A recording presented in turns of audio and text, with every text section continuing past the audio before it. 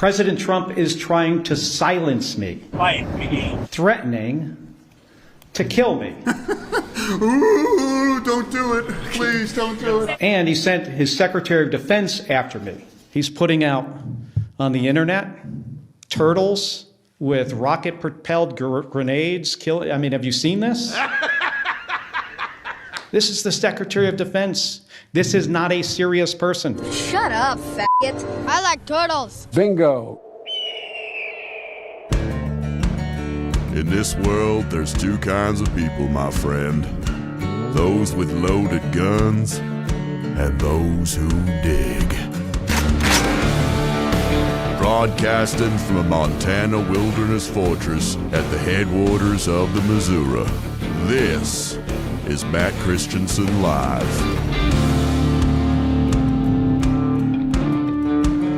Hello and welcome to the show. This is Matt Christiansen Live, a proud duct tape production for Wednesday, December 3rd. Thank you for tuning in.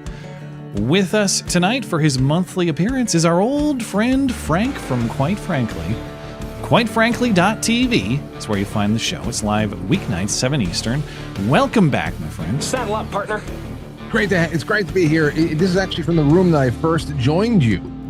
I think that I on a Sunday night. Way back in the day, probably that must have been, I think that was summer 2020 was the first time you were on my platforms.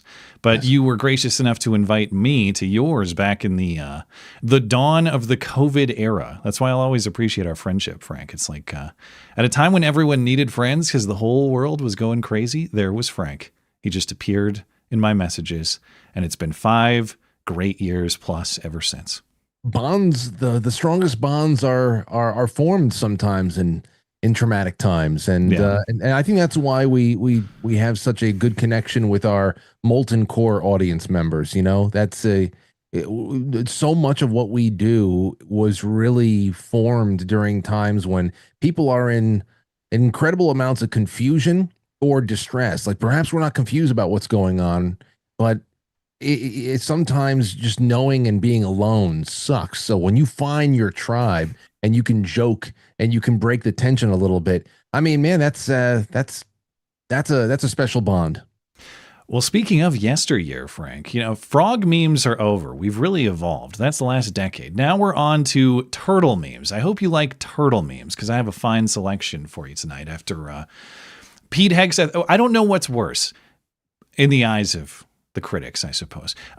Pete Hegseth's murder at sea and the war crimes, or the desecration of a beloved Canadian children's turtle. I was not a Franklin guy growing up. I think I saw him in library or something. I don't know the Franklin stories, but I do love the Franklin artwork. This is a good bit of memery this week. Yeah. And then I also want to talk with you about Trump's at the end of his cabinet meeting yesterday, just ripping into Somalis. Somali immigrants in general, Ilhan Omar in particular. They're garbage people. He borrowed the Biden line. They're garbage people. Bunch of Oscars living in trash cans. But we'll get into that a little bit as well. Plus, I got some other odds and ends later in the show. Batman will join at the bottom of the hour. We'll take calls, voicemails, emails, all that stuff. Frank will hang around for about a half hour, as he usually does. If you'd like to call the show later live, there is a link to the Discord server in the description. There's help and instructions available on the server for you.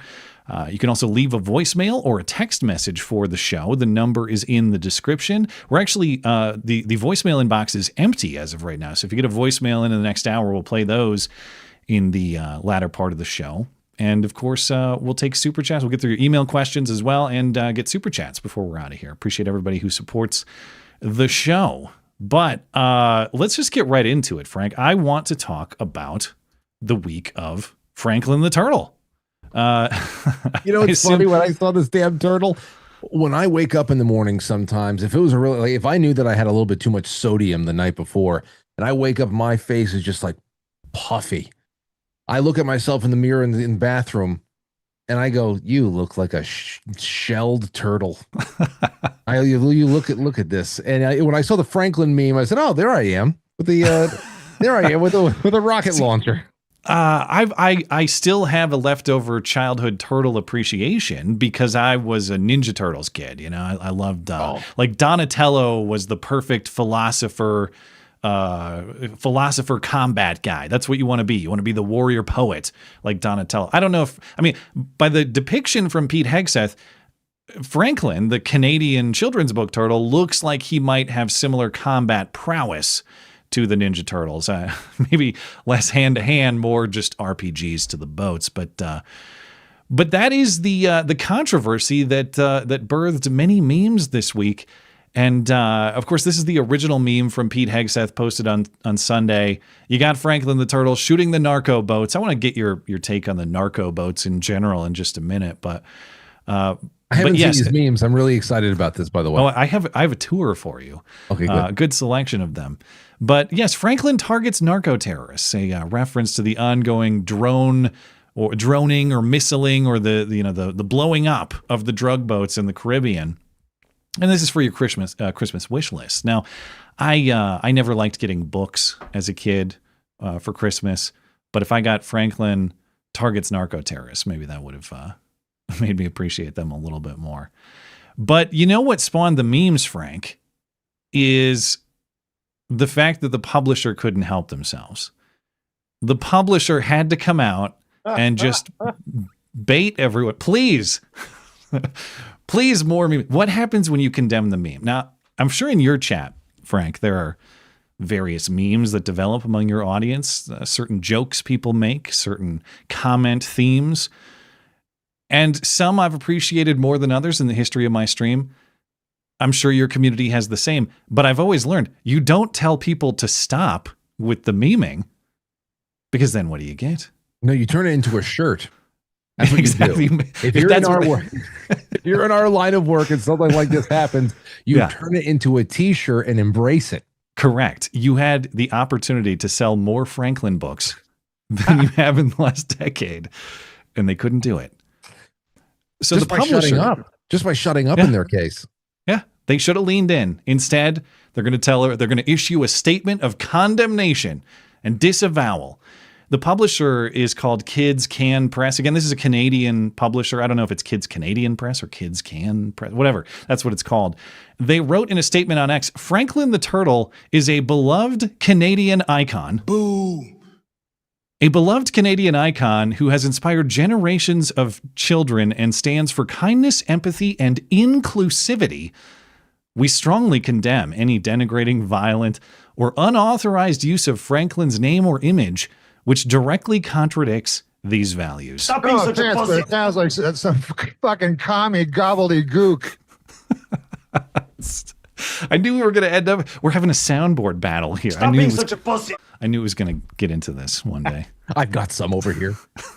That's seamless, man. You even deploy the video straight to your video frame. That's nice work. I'm happy I actually showed up on your end. I didn't know how it was going to work out, but man, what an incredible! Like, I wish I could have watched. Like, you know, you could have been a fly in the wall to see whoever it was sat down and these two sentences took at least 45 minutes to create. These two sentences took 45 minutes to write. I'm glad they put their college degree to use, though. You know, that's more use than probably has been realized in recent times. But you know, the other thing about this, many have observed, they're talking about inclusivity on this post, Frank. It's not very inclusive of them to restrict replies. You can't even reply to tell them what you think about their statement. Not they were awfully exclusive in their approach. Yeah. But all right, as I said, once you condemn the meme, you're just begging for more memes. So, Frank, I will submit these to you, and you are invited to tell me which one is your favorite. Yeah. Franklin guards the women's locker room. Okay. Franklin gets falsely accused of war crimes. Now, I saw the left-wing counter one. I don't have it handy, but it was Franklin gets prosecuted for war crimes and murder at sea. So we've got dueling memes on this one. Yeah. I like just the aesthetics of this one. Franklin assists with 20 million deportations. The minigun, I think, is It's like the end of Terminator 2. This one's a little more personal. Franklin gets a new job. He's with DHS deporting Dora. Goodbye, Dora. Franklin learns about George Floyd's autopsy. Things weren't what they seemed. He's got all the books: toxicology, facts versus narrative, media literacy. He's got all his animal friends looking at the breakdown of the chemicals in the body. Very thorough. This one is my favorite one. Franklin explains what Fauci deserves. Bingo. And he's got medieval torture devices. Is that an Iron Maiden? Yeah, on the chalkboard there. Likewise, all the other animals are very intrigued. And honorable mention from me, Franklin questions Ketanji Brown Jackson's credentials. I don't think nothing's funny about it. All right. No, I think that the Franklin assists with 20 million deportations is the funniest. Is the funniest one. That's what he would be, the assist with 20 million deportations. He just looks like he's happy. He's ready for the task at hand. He's ready. My only complaint with this one is that's like half the job. That's a good start, Franklin, but we got a long way to go. A very long way. Franklin cuts off block grants to the states. Franklin starves the states of stolen tax money. Yeah. Franklin restores constitutional order would be, it's not as flashy, but that would be a great day. Franklin sterilizes the pedophiles. Franklin challenges the Eighth Amendment and its prohibition against cruel and unusual punishment. Yeah. Damn right. All right. Well, you know who's very mad about this is Mark Kelly. And I don't think you and I have talked about the seditious six in that whole episode, but Mark Kelly, the senator from Arizona, he is was he? I forget what branch of the military. He's like an astronaut or something. But somehow he's connected to. He has a prior military history. What branch was he? I forget. But the whole point is he was calling for illegal orders from the Trump administration to be disobeyed or defied. And then Pete Hegseth comes out and wants to court-martial him, which the last time I talked about this, I didn't even know it was possible that you could return someone who is retired from military service back for the purpose of court-martialing them. But apparently that's a thing. And for all the talk of the death penalty and stuff, in the civilian context, the sedition stuff is not punishable by death under the law. But in the military context, it is possible for executions for sedition. So Mark Kelly comes out and gives this whole big speech the other day in the context of Donald Trump and Pete Hegseth coming to get him. And of course, the whole point is, they're coming to kill me. They want to come kill me. That's what they're doing. President Trump is trying to silence me, threatening to kill me for saying what is true. And he sent his Secretary of Defense after me. And it's not going to work. But this is where it gets so ridiculous, Frank, because it's not just like they're trying to kill me seems like a big point, whether you agree with the characterization or not. I would say he wants to put you on trial, and after your due process, death is a possible penalty under the law, I guess. Anyway, Mark Kelly goes from saying they're trying to kill him to don't forget about the turtles. We have to be highly critical of the turtle memes. Here he is condemning. He actually brings it up. Yeah, here he's talking about Pete Hegseth and his use of Franklin. I can't imagine what our allies think of looking at that guy in this job, one of the most important jobs in our country. In my view, after the President of the United States, it is the next most important job. He is in the National Command Authority for Nuclear Weapons. And last night, he's putting out on the internet turtles with rocket-propelled grenades. Have you seen this? This is the Secretary of Defense. This is not a serious person. He should have been fired after Signalgate. Look at this fat. Can we actually put Mark Kelly side by side with Franklin for a second? I don't know if I can do that. I can kind of go back and forth here. I don't know about side by side, but I can go back and forth. Sort of similar, I guess. I mean, I can no longer make fun of bald guys and their turtle-like appearence. So there's one thing, I don't know. I look at him, I was like, oh shit. His head looks like shaved testicles. That's number one. Hey, that's a smooth scrotum, though. To be fair, I don't know. Well, it takes a little time. Not a lot of wrinkles on that scalp. No. Yeah. No, that's a pure Bic shave. I don't know about you, Matt, but I have the Freebird. It's like the five shaver thing. I just graduated to that. I had to start with the zero buzz, and I'm like, not close enough. So I went down. I don't have that one, but I have the same 5 rotary thing. So, dude, this is I want to know what you think. What you think about the narco boat thing in general? Because I'll tell you. This story, this series of headlines has been one of those things that I've kind of sidestepped because I often think, okay, now we're jockeying back and forth between Venezuela and here, and of course that now we have the battlefield is now the Caribbean instead of the sands of the Middle East or something like that.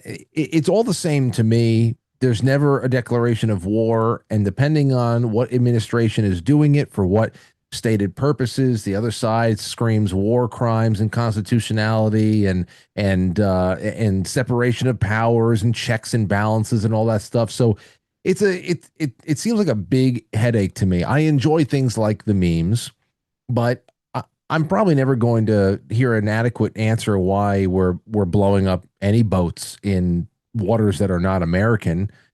So I don't know what do you got on this? Give me something to sink my teeth into. Well, first I would say, do you accept the premise that they're bringing drugs to this country, or do you not? Oh, I don't know. Okay. I guess they could be. Obviously, we have a very big there's a very big influx of that stuff, and I also operate under the premise that you can't really deal in these substances in any kind of significant way unless you are through some kind of a proxy working with our own CIA. So you're right. It probably is our drugs in the first place. But I've got so many things. Yeah. Well, okay. The reason I accept the premise from the start, speaking of Mark Kelly, I actually heard him a few weeks ago on ABC's Sunday show, and he was challenged by Stephanopoulos or Martha Raddatz or whoever was hosting the show at the time. And she challenged him because he was really ripping on the drug boat, not bombings, but dronings, the missile strikes. And she said, well, are these people moving drugs? And he confirmed, without getting into the classified intelligence, yeah, they're moving drugs. He disputed that it was fentanyl, but he conceded that he has seen evidence in his position on whatever Senate committee was reviewing this information, that these are drugs. They're not fishing boats. They're not just guys out enjoying some time at sea. They're bringing drugs into this country. And if Mark Kelly, in all of his rabid anti-Trump ridiculousness, is granting that point, I know there's some truth to it.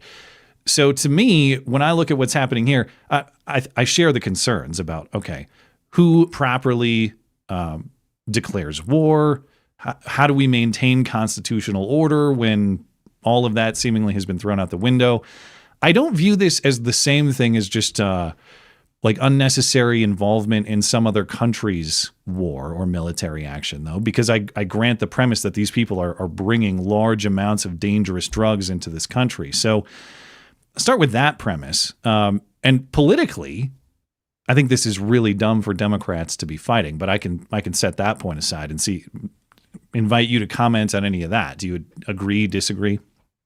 On the whole drug, just from what you were just saying right there? I guess I'm saying, do you view this as someone who's we probably share a lot of similar skepticism about foreign military entanglement that we've seen for the last, basically our entire lives. Do you think this is the same sort of thing as, say, like war in the Middle East or something like that, or is it something else? No, well, obviously, when you talk about the size and the scope, the scale of it all, it seems like a little bit more of an acute matter rather than a chronic 20-year engagement in Afghanistan or something like that. So it seems a little bit more acute than something but one way or another, It's military operations. It's not directly defending America's border. And I'm not. I don't disagree that there's probably people out there doing really heinous shit that will maybe someday trickle down to us. But to go anywhere in the world without a formal declaration of war and conduct those operations is something that, we can't get mad when Obama drops, tens of thousands of bombs all over the place, and then say, well, this is something good. I trust Donald Trump. Yeah, well, sure, we don't have all the information, but I trust their judgment better than the last guy. Me, I just tend to say I am 100% in favor of lethal force being used at our border. And and to defend our coastlines as well. If these narco boats or these forces are anywhere near our border, I want to see beyond active denial systems used. I want to see live rounds. I want to see deadly force used. But I mean, going out into the Caribbean looking for pirates, it just doesn't seem, unless they've already attacked American boats. I don't see the predicate. Yeah, so you're making a point about proximity then. Like if the drone strike was just off the coast of New Orleans, you would have much less of an issue versus like just off the coast of Venezuela or something. Oh, like hell that. yeah. Yeah, yeah, I know. Yeah, seriously. Absolutely. We got these people making, amphibious landings off the some kind of a Gulf state beach over there to move. Yeah. You ever seen the footage of them doing that? It's a big problem with the human trafficking too, and just illegal immigration in general. It's not just moving the drugs, but that's been going on in Southern California and San Diego for a while, and there's been terrible crashes and stuff. But they'll just try to boat around, like speedboat onto the San Diego beaches and just run on. They have actually, in a lot of cases I've seen, they'll speedboat and do a beach landing, and then they'll run off to a car that is beachside ready to pick them up. And so I don't necessarily disagree with anything you're saying, other than the worry that if you let it get too close, the risk of success is higher, I think, if you wait until they're kind of at our shore to take care of them. But well, I have to imagine that also, a narco boat, which this is the terminology everybody's using, a drug boat is probably going to be at a disadvantage for many, many miles off the coast of our country, based on the kind of surveillance we have, just satellite and otherwise. I mean, I just don't see how we couldn't see anything like that coming for miles away, especially if they're transporting illicit materials that are of any consequential size and quantity. So, I'm all for the military doing its job, but all I keep seeing is headlines about us taking out Venezuelan boats that are not in American waters, and I'm just like, okay, well, I guess it's just a different flavor of adventurism right now. Would it change your mind if Franklin used an RPG instead of doing it by drone? Would that? Then it would be funny. Okay. Then it would be funny. Well, maybe we can agree on that. That's some common ground. Before we're out of time, I want to get through, assuming you have interest in talking about it, Trump's commentary on the Somalis. Did you catch that? 100% justified. Okay. Well, we're all supposed to pretend that that Mogadishu and Somalia are just awesome places. Said that all the Somalis want to do is bring the prosperity that is their country over here and build something equally excellent. But yeah, Trump has a cabinet meeting yesterday, and this all comes in the context of the ongoing Somali fraud in Minnesota and the Twin Cities area, which I've talked about. Frank, I'm sure you've followed this to some degree, but it's a completely reasonable estimate to say that Somalis in the Minneapolis area have scammed the Minnesota taxpayer and the federal taxpayer out of something like $1 billion in the last 5 years, all while the state government seemingly doesn't care. I'll talk more about that in a little bit with Batman once you're out of here. But you have that. Then there's a report in recent weeks that a lot of the money is getting sent back to Somalia, which is pretty common when you have members of a foreign country coming here, getting money in their hands. A lot of it will go back to their home country. But in Somalia, it's actually a lot of it's going, according to a recent report, to Al-Shabaab, the Islamic terror organization in Somalia. So Trump has a cabinet meeting yesterday, and at the end, he just starts ripping the Somalis, including Ilhan Omar, says they're garbage, and he doesn't want them here, and all they do is bitch and moan. And they contribute nothing. The welfare is like 88%. They contribute nothing. I don't want them in our country, I'll be honest with you, okay? Somebody would say, oh, that's not politically correct. I don't care. I don't want them in our country. Their country is no good for a reason. Their country stinks. You know, our country's at a tipping point. We could go bad. We're at a tipping point. I don't know if people mind me saying that, but I'm saying it. We could go one way or the other. And we're going to go the wrong way if we keep taking in garbage into our country. Ilhan Omar is garbage. She's garbage. Her friends are garbage. These aren't people that work. These aren't people that say, let's go, come on, let's make this place great. These are people that do nothing but complain. They complain. And from where they came from, they got nothing. You know, they came from paradise, and they said, this isn't paradise. But when they come from hell, and they complain and do nothing but bitch, we don't want them in our country. Let them go back to where they came from and fix it. Jeez. Your thoughts on that, Frank? It's refreshing to hear it said so bluntly. This is one tiny little instance of how much in bad shape we are. There's no assimilation. There never was going to be.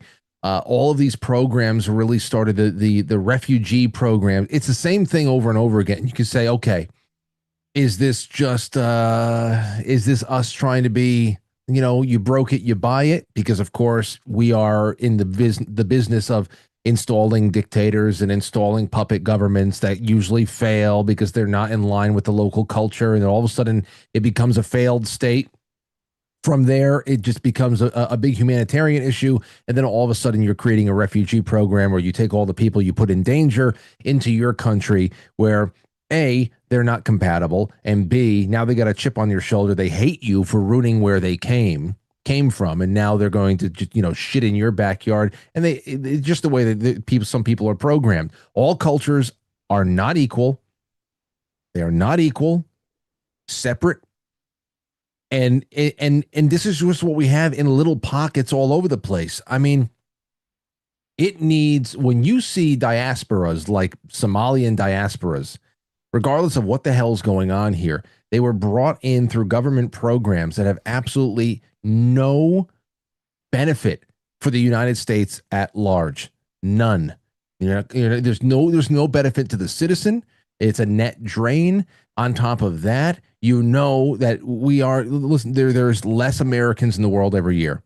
There are less Europeans in the world, ethnic Europeans in the world every year. It's been like that for decades now. Disappearing.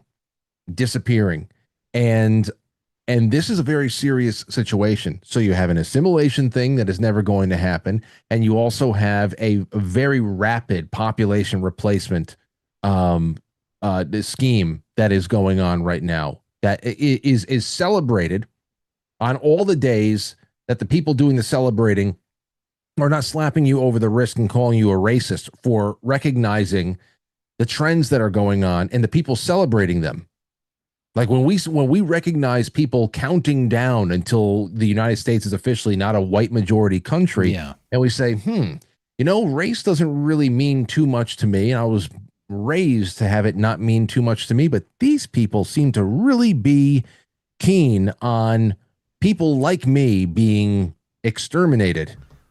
You know? That was the classic Gavin McInnes quote that always sticks with me was, you know, I never really thought of much about like being a white man and having a lot of pride in that until you guys started telling me I suck because I am one. And then I looked it up and we made all the most awesome stuff.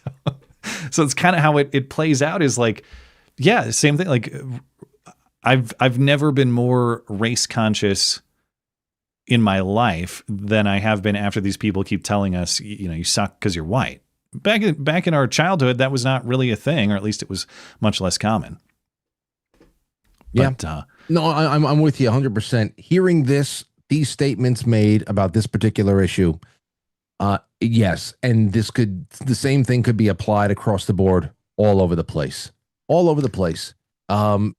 You always could apply more comfortably the malicious intent of people running the show than stupidity, because you wonder to yourself, why do you go into a place like the Middle East or North Africa or Sub-Saharan Africa and you destroy what little semblance of control there was in the society? And then instead of just saying, you know what, sorry, we broke all the China, we're just going to leave now, you start importing everybody that you just displaced into your country. It makes no sense. And you can't, I know there's a lot of stupid people in government, but I have a very hard time thinking that it's stupidity that's making this. I think that ship has sailed. I would like to assume stupidity in a lot of situations, but no, not most. That ship has sailed, and certainly in the context of the insanity that has become our immigration policy and our practical deployment of all of those programs. But it is the bottom of the hour. I want to be respectful of your time. I'm always so sad. The only other point I might have for you, if you want to stick around for just a couple minutes, and I'll leave that up to you. But on your point that all cultures are not equal, I don't know if you saw actor Ben Stiller's counterpoint. You see that? Oh yeah, I did. I saw it actually a couple of minutes after he tweeted it. He is such a goofy twat. This guy is such a goofy twat. So if people didn't see, in response to Trump's commentary, Ben Stiller, Derek Zoolander and other characters, Simple Jack, he tweets, Somalis are not garbage. Immigrants and refugees from anywhere are people like you and me. Well, people is a very broad way to compare, as though there aren't any differences other than, whether you count as a human being or not. They should not be demonized. The country is built, or this country, the United States, is built on the backs of people who have come from other places. It's what our country is all about. And Ilhan Omar was saying something to the same effect the other week. The Somalis are part of the fabric of this country, or something like that. I know. Where would we have been without the Somalis? The only overlap, what is America without Somalis? You're right. The only overlap is Black Hawk Down, and we probably should have learned our lesson not to involve ourselves with Somali affairs at that point. But here we are. Did you? I can't do a good Derek Zoolander. I don't know if you can, but one of the top replies was, "Read it as Zoolander," and it's called. Center needs to be at least 3 times this size. Yeah. What did he say? Oh, what is this? The Center for Ants. Dude, I mean, it's I don't know. This is what I'm talking about. The issues that we have, I guess is what I'll say. The last thing before I let you do the rest of your show is, if we get a rate cut of 0.3% from the Federal Reserve, if we get a 10% reduction in federal income tax, or if they get rid of it altogether, these are objectively good things. I'll take them all. Whatever the hell it is, I'll take them. Good job. Let's do it. A trade deal, a little bit more is being brought in from overseas, and we get to, spending cuts, all objectively good things. If we're not dealing with not only issues like the Somalis, because like I said, that is just one example of all types of things that need to be broken up and people need to be gotten out. But if it's not just that, it's the Ben Stillers. It's the people who are laying down in front of ICE vehicles in New York City and in Portland and elsewhere. Some people need to be mocked mercilessly. Others need to be locked away and given hard federal. We're talking federal time. They need to be absolutely put in their places. Because it's more layers on top of that. You've got the judges who are in place that allow people who have 72 priors to even be breathing free air long enough to go and kill somebody or set them on fire. They'll light you on fire. Yeah. Well, I think there was another one in New York City this week, or at least they think there might have been one. Unclear if the hobo lit himself on fire or not. This is what I'm saying. You can promise me all of the financial breaks. I'll take them. But if we're going to talk about restoration of the United States, then we're going to have to act quickly and severely to clean out the interior and to also deal with where the enabling forces of this farce are now embedded inside of the system itself. The DAs got to find out where their money comes from. It's so deep. It is so deep. Franklin cleans up the Ben Stiller program coming soon from the Canadian publisher. I forget their name, whatever it was. Oh, last thing on Ben Stiller, I just wanted to shout out the guy who said, "You sucked in Night at the Museum." And Ben Stiller acknowledged him and said, "Thank you." But that's my friend Frank from Quite Frankly. Find the show at quitefrankly.tv. It's live weeknights at 7 Eastern. Frank, is there anything else you want to say before you are out of here? Yes. I just want to tell everybody in the chat room. I wanted, because I love you, Matt. I love your channel, and I love the people in this. You have a very, very with it and sharp as a tack kind of an audience, but they have to understand something, that lurking kills channels. If you love the Matt Christiansen channel, if you want to see it return to the zesty glory, because obviously there are changes going on in the internet right now, what you must do is like everything that you see him post. You got to comment. You just got to, do roll calls at the beginning of a stream. You've got to get engagement up, and it only takes a couple of clicks a day. Just go to town on everything that Matt posts. It's going to help. Just do it consistently. You have to abandon your lurking ways. Trust me on this. We have to help each other out. So do that for Matt, please. Well, thank you for your promotion, Frank. I appreciate it. And of course, head on over to quitefrankly.tv. Say hi and participate in the show and the stream over there as well. But Frank, yes. I appreciate you coming on each and every month. Always enjoy hearing what you have to say. And I will catch you in the new year, my friend. Merry Christmas in the meantime. Merry Christmas. Merry Christmas to you all, everybody. God bless. I'll talk to you soon. There he goes.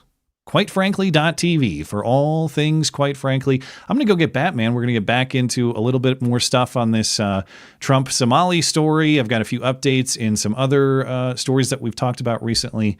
I will be right back.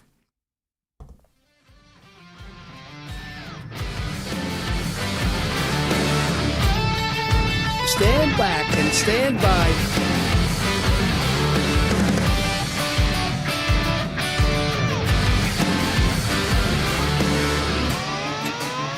I like turtles.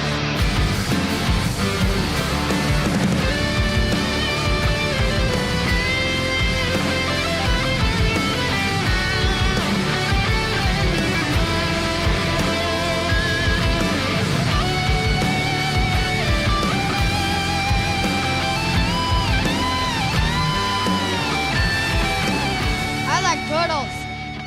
Hello, Batman. How are we doing today? I'm well. How are you? Doing all right. Did you have any thoughts on the Franklin the Turtle memes? Or I got a little bit left over on Trump's commentary on the Somalis. Yeah, well, I mean, the whole Franklin thing, and of course the response that it got, felt like a return to 2016. You know what I mean? It was fun it was energy. Like, yeah. Well, fun energy in conjunction with total unseriousness being met with, eye-popping outrage, which is wonderful to see, of course. Yeah. It's like it's just they never learn their lesson, and even the response Franklin memes. I should have grabbed some examples, but it's like, okay, the best you have is Franklin gets tried for war. Franklin goes on trial for war crimes and murder at sea. Right, but it's like it's a return to the left can't meme. They're just mirroring something. Like if you take something that was funny and clever and mirror it to your own ideological priors, it just doesn't. It's like copying someone's homework. Even if it would have been funny if it was original. Yeah, it just doesn't work. It's stealing the joke. You steal the joke and then you sort of try and mold it to your own life, and then it flops because now it's worn out of shape and doesn't fit, kind of like Amy Schumer. Yeah. Well, sorry, it took me a second, but yes, I saw that leather special, that one where she fit into a garbage bag. I never needed to see Amy Schumer. Never a more fitting outfit. I think she zemped out. I think she took Ozempic. I think she did. Okay, yeah. So So all right, she we'll was find all out. about fat pride until she decided to not be fat anymore. That's who did I see say that? Like, it's crazy how much people's genetics have changed ever since Ozempic was released. Yeah, but I want to come back to the Somali story because I seem to remember. It's not just the turtle outrage; it's Trump called a group of people garbage outrage. Okay, I mean, you can dispute the use of the word and its insulting quality, but if you want to argue that Somalia or Mogadishu are non-garbage places, good luck, and I invite you to take a tour there and tell us how it goes. Hopefully you live stream your experience so we can all watch. But I mean, we need a Black Hawk Down sequel after all. And it'd be funny if there was a demented old man in the mix. Great movie. Don't need. Well, if Biden wants to go, then okay, I'll allow it. But for the outrage of calling people garbage, I remember this right about a year ago when Joe Biden called Americans garbage, and that wasn't nearly as controversial. Or Puerto Rico, where I'm in my home state of Delaware, they're good, decent, honorable people. The only garbage I see floating out there is his supporters. His demonization is seen as unconscionable, and it's un-American. That was 4 days ago, 5 days ago. Do you remember how they tried to explain that away? I haven't heard that sounder in a long time. Every time Joe talks, I press that one. I love that one. But do you remember how they tried to explain that away? I had to revisit it. It was, no, you don't understand. Trump's not saying, or Biden's not saying that Trump supporters are garbage when he says the only garbage I see out there are his supporters. He was saying Tony Hinchcliffe's commentary, because that's what he was responding to, was Tony Hinchcliffe at Madison Square Garden made a joke about Puerto Rico being garbage, hence the response. The only garbage I see out there is Trump's supporters. They put it, the White House edited the transcript to put an apostrophe in there, as in possessive, that Tony Hinchcliffe's words, if I understand correctly, were garbage. Trump's supporters garbage. It wasn't not the way everyone hears that, which is the only garbage I see out there is his supporters, plural, the people who support him. That was the only thing that they could do in trying to justify the things that tumbled out of Biden's lips. Like, I mean, a lot of what he said was so indefensible they had to edit the record afterward. Yeah, well, they did quite a bit of that. I remember they did. Yeah, there was a lot of that going on, the transcript updates. But the thing here, too, everybody knows what Joe Biden meant. He meant that Trump supporters are garbage. And, okay, we can take a stance against calling people garbage if you want, but I will note that in one case, you had the President of the United States calling Americans garbage. And that, to many people, was much less controversial than now the President of the United States calling a foreign population garbage. I know there's some overlap with the Somalis because a lot of them are technically or legally Americans now after immigrating. What is the problem, though, with calling people garbage? I mean, if they live in it, wear it, smell like it, I mean... So they live on lakeside mansions now after all their successful businesses, which I want to talk about, too. But yeah, I'm not going. If I'm supposed to listen to a principled take against calling human beings garbage, I'm not going to listen to it from people who love and take glee and joy with demonizing and hating on their political opposition every chance they get with every foul word they possibly can, and then they like it when they get shot and killed. The words themselves are insufficient. If anybody believes that there's any principle here against mean words that dehumanize people, you want people dehumanized as in removed from this earth, dead. So spare me your outrage. Sorry, what? Yeah. I said turned to corpses. Yes. That's pretty dehumanizing, I'd say. Yeah. It depends on what you say. Yeah. I would return to the whole Charlie Kirk assassination thing. How many attempts at justifying or explaining away what happened to him are related to what he says? If you say the wrong thing, you say Somalis are garbage. Yeah, that's just the one that got through, right? So there have been many attempts before that on various right-wing commentators. You don't see this kind of thing really with leftists. They don't need security when they go to college campuses. Let's put it that way. At least I haven't. It's been a long time since I've seen a genuine right-wing riot. Maybe you want to cite Charlottesville which it's debatable. January 6th certainly was a right-wing riot, but even that has some questions about what exactly. Where the rioters were invited in, there were loads of feds interspersed through the crowd to try to. No, that was a left-wing riot. That was that was a riot cultivated by leftist feds amongst their who they saw as their enemies. Another thing on the Minneapolis Somali story, because now Trump is talking about cracking down on the Somali community in the Twin Cities. A lot of them are certainly in this country illegally. And so ICE, DHS plans to go do some operations there, remove the ones who are not here on any legal terms. And now you've got the Minneapolis Police Chief pledging to do something very similar to what we saw in Chicago, or what we have been seeing, at best refusing to police in and around ICE operations. And I don't just mean refusing to help them with deportation operations or related arrests, because we know they're not going to do that. As we saw in Chicago, you had rioters attacking ICE agents and related federal agents, and they had to call Chicago Police 911 for assistance in just stopping the violence. And Chicago police refused to do that. You have the Minneapolis police chief saying something to a similar effect about how he plans to handle what is a forthcoming federal immigration operation in the Somali community. They had a press conference in Minneapolis Monday or yesterday, I'm not sure which. But he's talking about... He's saying that the police officers will intervene with ICE or DHS agents. Now, if I want to take this as charitably as possible, he's saying that because some ICE operations can look like kidnappings and it's unclear, then Minneapolis police are going to have to intervene for that reason, because they might think they're kidnappings. Here's a thought. You still try to be charitable with these fuckers.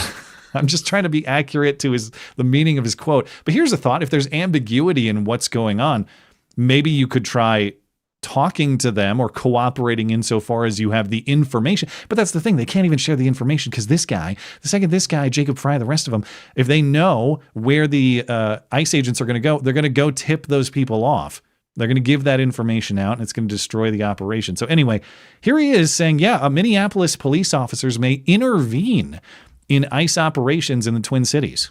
Folks that are masked, that they're not sure if they're law enforcement, that they may be kidnapping people. Like, we have had those reports. I want to be clear to the community. The community should know that if you see something like that is legitimate, that you don't know if someone is law enforcement, you should call 911. And you should provide as much information as possible, because let's not forget, we very recently had tragedy in this state by someone who was purporting to be law enforcement. So please, let's be clear. That's something everyone should report, and that we will immediately respond to, and we will document, whether it's somebody's not sure if there's a kidnapping happening, somebody's not sure if there's law enforcement present or not. And that's something else, that's additional policy requirements that we are implementing, that we will document and report these types of things anytime that we hear it, and reminding our officers of their duty to intervene. So if there is anything that is a violation of someone's human rights or civil rights, excessive force or anything like that, they absolutely have a duty to intervene as police officers. You suck. I hope Trump deports you. So we're going to have Black Hawk Down 2, like you said. It might be Minneapolis coming up very soon here. I like how he's all cut up about the human rights and civil rights of a nation that turned into, or of a nationality that turned into basically only pirates. Like, all they did was kidnap people and steal shit. I'm sure Somalia's leading industry is not piracy. There's got to be something. It only stopped because we started fucking them up. Oh, they don't have. What do they export? I should look it up. There's got to be something they legitimately export, but maybe not. Good luck with that one. Yeah, I'm sure the Somali. No, you know what? Actually, Somalia I take it back. appreciators They do export things. They're people. Yeah. Here. Yeah, hordes of humanity in need of welfare, and not just the welfare, but the fraudulent collection of it, which brings piracy in another manner. So, same shit, different right. day. Yeah, this is just a little bit more sophisticated or a little bit safer. You don't have to risk the high seas or the gunfight or anything like that. Right. So we should stop, quote unquote, kidnapping them and start doing drive-bys, right?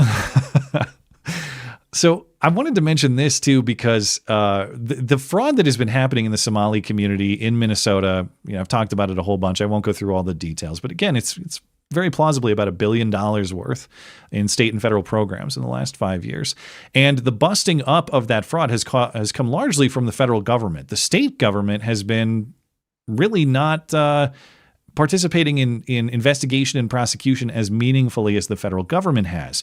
And that starts, of course, with the governor of the state, Tim Walz, and the attorney general, Keith Ellison, former member of Congress. And this week there's a report in something called American Experiment. But American Experiment has obtained a recording of Minnesota Attorney General Keith Ellison meeting with representatives of Feeding Our Future. Now, Feeding Our Future is as far as we know, the single biggest Somali scam in Minnesota. This was the free meals, free sandwich program for kids that turned out to be completely fake. They made up the names. They collected something like $250 or $300 million. They got fancy properties on the lake. They got cool boats. They got luxury cars. It finally got busted up. But just prior to the FBI raid on Feeding Our Future in 2022, Keith Ellison, the attorney general in Minnesota, is meeting with representatives of Feeding Our Future. This is December 2021. The recording was actually part of the evidence at the trial for one of the leaders of Feeding Our Future, Amy Bach. She was just convicted recently. It was not presented at trial, but this recording was entered into the evidence. The meeting is about an hour long. I'm not going to play a huge chunk of it. But a big theme of the meeting and of the recording is Feeding Our Future and the representatives pledging to support Keith Ellison's campaign financially, give him money. Now, in fairness to Keith Ellison, he does say in the recording that he's allied with them on principle. He's not looking for money or political gain. But you can hear Ellison in this meeting talking about or at least buying their claims that there's not a fraud going on here or a scam. Really, there's a lot of racism in the investigation, is the idea. Walz agrees with me that this piddly, stupid stuff running small people out of business is terrible. He knows that there's a lot of unfair, discriminatory stuff going on with East African businesses. There is a fight, there's a battle in this state, as well as in this country, for communities that look like us. Having to fight to protect and keep what we have, putting our dollars in the right place, and supporting candidates that will fight to protect our interests. That's right. You can only protect our interests when we have your back, and you don't have to worry about who's behind you. But if you are secure in your donor base, and if you are secure in your power base, you can act the way you want to act. The amount of money circulating in our community today is powerful. Of course I'm here to help. I mean, but let me be clear. I'm not here because I think it's going to help my re-election. Mm-hmm. No. I don't care about no re-election. The question is figuring out exactly how to put a stop to it, right? So what happened? The how is the real question for me here. And just send me the names of all these folks who are just hung up and like hanging on by a thread and probably ain't gonna survive unless they get their money soon. That I can take that list and start saying, and I can call Jody Harpstead, the person over at Education, and say, what is going on? Why am I getting these complaints? And I'll call them in my office and demand some explanations. So just to clarify, when he says why they aren't getting their money, they need their money soon, he means scam Somali businesses trying to collect public dollars. He means why aren't they getting your money, not why aren't they getting their money. You focused in on exactly the point that I was going to make. The most offensive part to me about that was the use of the word "there." Yes. He is operating... He means money collected at gunpoint from us. Yes. He clearly thinks that by and large these claims of fraud or scams, it's not real. In fact, these East African businesses are just being targeted by racism in a state that I thought had cleansed itself of all those sins after George Floyd. Again, to remind you, this is December 2021. The month after this conversation, January 2022, the feds raid Feeding Our Future and bust them up and uncover, as far as we know, the largest COVID relief scam that exists in this country. And this guy's sitting in there not thinking about, hey, how do we honestly handle the public dollar here and make sure that there isn't fraud being committed? This guy's saying, oh man, we got to make sure that all these Somalis get paid quickly. I don't care about no re-election, bitch. That's all you care about. Well, he may say that, and to your point, he certainly accepted the money. According to the reporting, Ellison accepted campaign contributions maxed out from 4 of these people, totaling $10,000, $2,500 each. A couple of them were actually defendants or implicated in the Feeding Our Future trial and the investigation. And not only did they support Keith Ellison for Attorney General, they supported his son, Jeremiah Ellison, who was a Minneapolis city councilman as well. So if he didn't care about the money, he gladly accepted it. So there you have the vicious cycle, like money extracted from the taxpayer into these Somali quote unquote businesses, fed back to Keith Ellison to protect the quote unquote businesses. To do what? To make sure that there's still more public money fed into the scheme here. So everybody benefits except for the honest man working an honest job and paying his honest taxes. It's an Ouroboros of piracy. This is what I was thinking about when I was putting together the latest video on the Somali fraud stuff I did, which was on sending money to Al-Shabaab. But I thought, is this more sophisticated piracy, or is this more entry-level piracy? Have they advanced in their piracy, or is this lazier?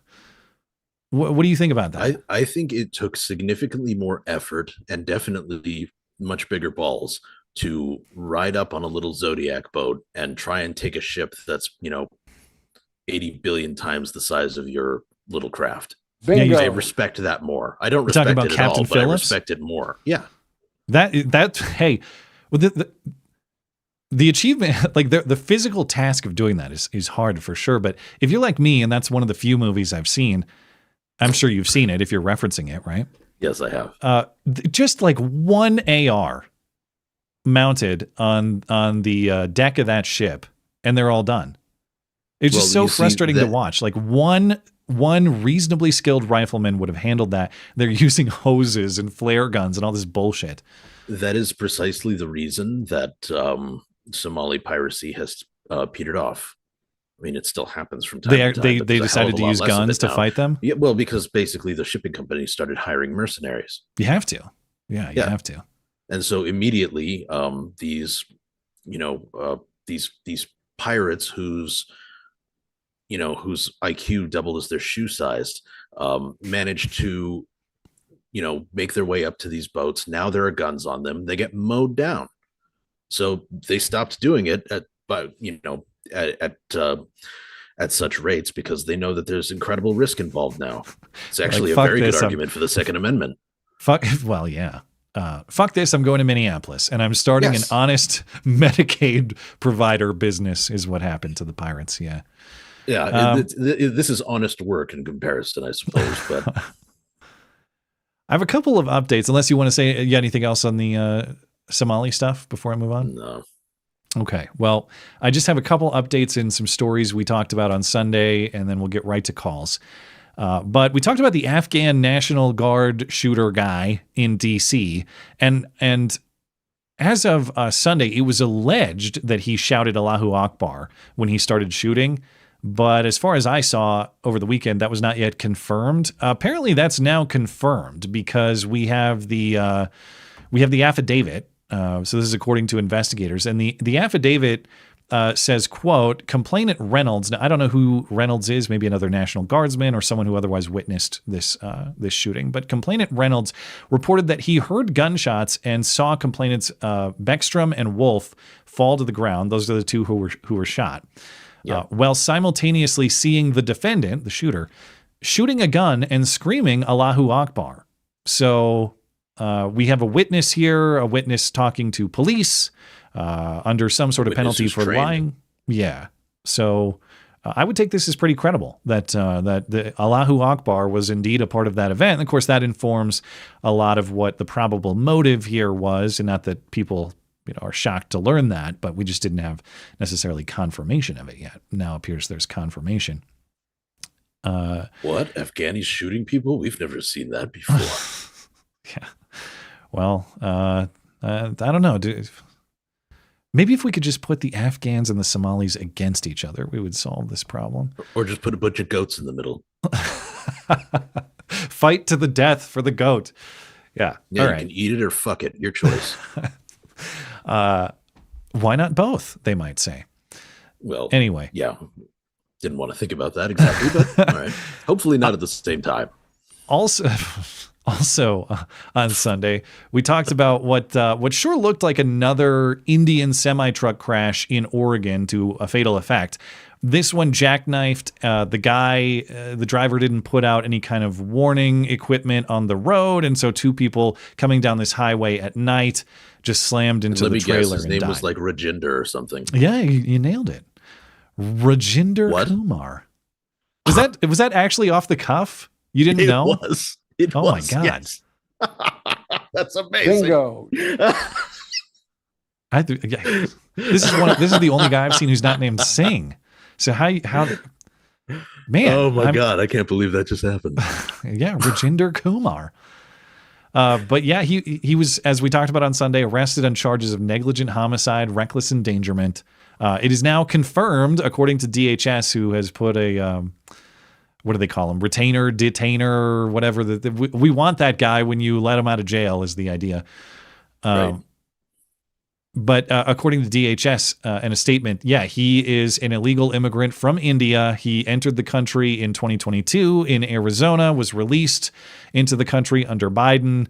And yes, he also got his commercial driver's license in California like the rest of the guys. So the meme is just getting completely ridiculous now. Speaking of predictability, and you nailing it on Rajinder, or however you pronounce it, this is happening seemingly on like a monthly basis lately. So if you're someone who's on the highways frequently, be careful, man. You never know. Give your distance with these trucks. You never know what's going on. But well, that's that was a good rule of thumb even before the Indians started driving them. Now it's just, it's even safer now to take that advice. Yeah. You want to hop in the call room? We'll take some calls. Oh, yeah, that's right. Sorry. All right. Let's see. First up is Golden Leaf. Golden Leaf, are you there? Hello? What's on your mind, sir? Howdy. Matt, you are muted for me. Oh. Your mic is muted. Yeah, there we go. Sorry, I do that and then I always forget. Anyway, the duct tape rolls on, Duct tape all over the place. It's a disgrace. I'm pretty sure I have some boxes of duct tape for you if you need more of it. Okay. Well, yeah, you can always send some to the P.O. box. It's appreciated. Well, silence is golden, but duct tape is silver. There you go. That's clever.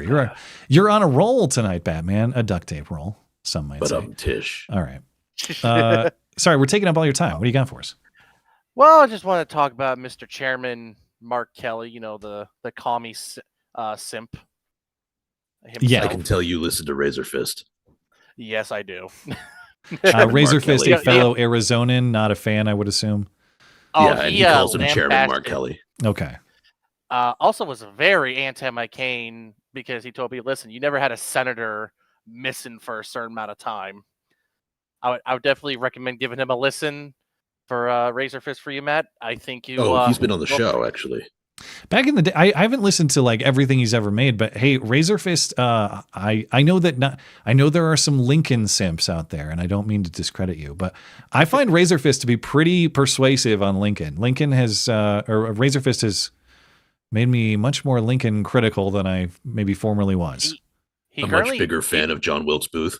He actually did one on the McCarthy hearings and all the. He did. That was fascinating.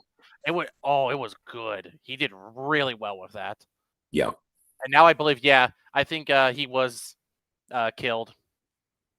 They made it look like they killed his friends to make it look like an accident. Because he was too close. Well, what did you have to say about Kelly? Well, that if he's worried about posting of turtles is the worst thing ever. where were you when we had the most debauched evacuation in military history, Mr. Kelly? All right, you're probably cheering on for those Afghans to come in. Pretty much, like we were talking about on Sunday, that really was a bipartisan push for all the criticism deserved for Joe Biden. And that was not like a partisan thing to get all those Afghans over here. There was a lot of Republican support. The other problem is when people are like, oh, well, if they would have followed Trump's, it would have happened again. It's like, no, the culture of Afghan, if you hold your word, they will honor it. As long as you're true to your word, then they'll honor it. It's just when you have someone come in to break the deal, unlike other Western countries where they might, grumble about it, but they'll still work with you. In those cultures, you break their word, like, all right, who's the side that hates you the most, and who can I side with? Do you think maybe that's why there's such granted, this is anecdotal, but I'm looking at what happened with the guy who just drove across the country to go do the National Guard shooting, and then of course there was the guy in the spring who was pulled over, the I don't give a damn fuck guy. But well, I don't know about this guy and the National Guard shooting recently, but the guy in the car for something like 10 minutes was just ranting and raving about how he was promised this, and he said they told him he was going to get that, and he never did. You're talking about like promises made and promises not kept. Do you think that's part of the anger? Like they were told you're going to get X, Y, and Z, and it didn't happen? Or is that just Yes, I do believe so, because people from other places know, because each culture has their different ways of handling when it comes to someone's word, like how much they can trust you if you're good to your word.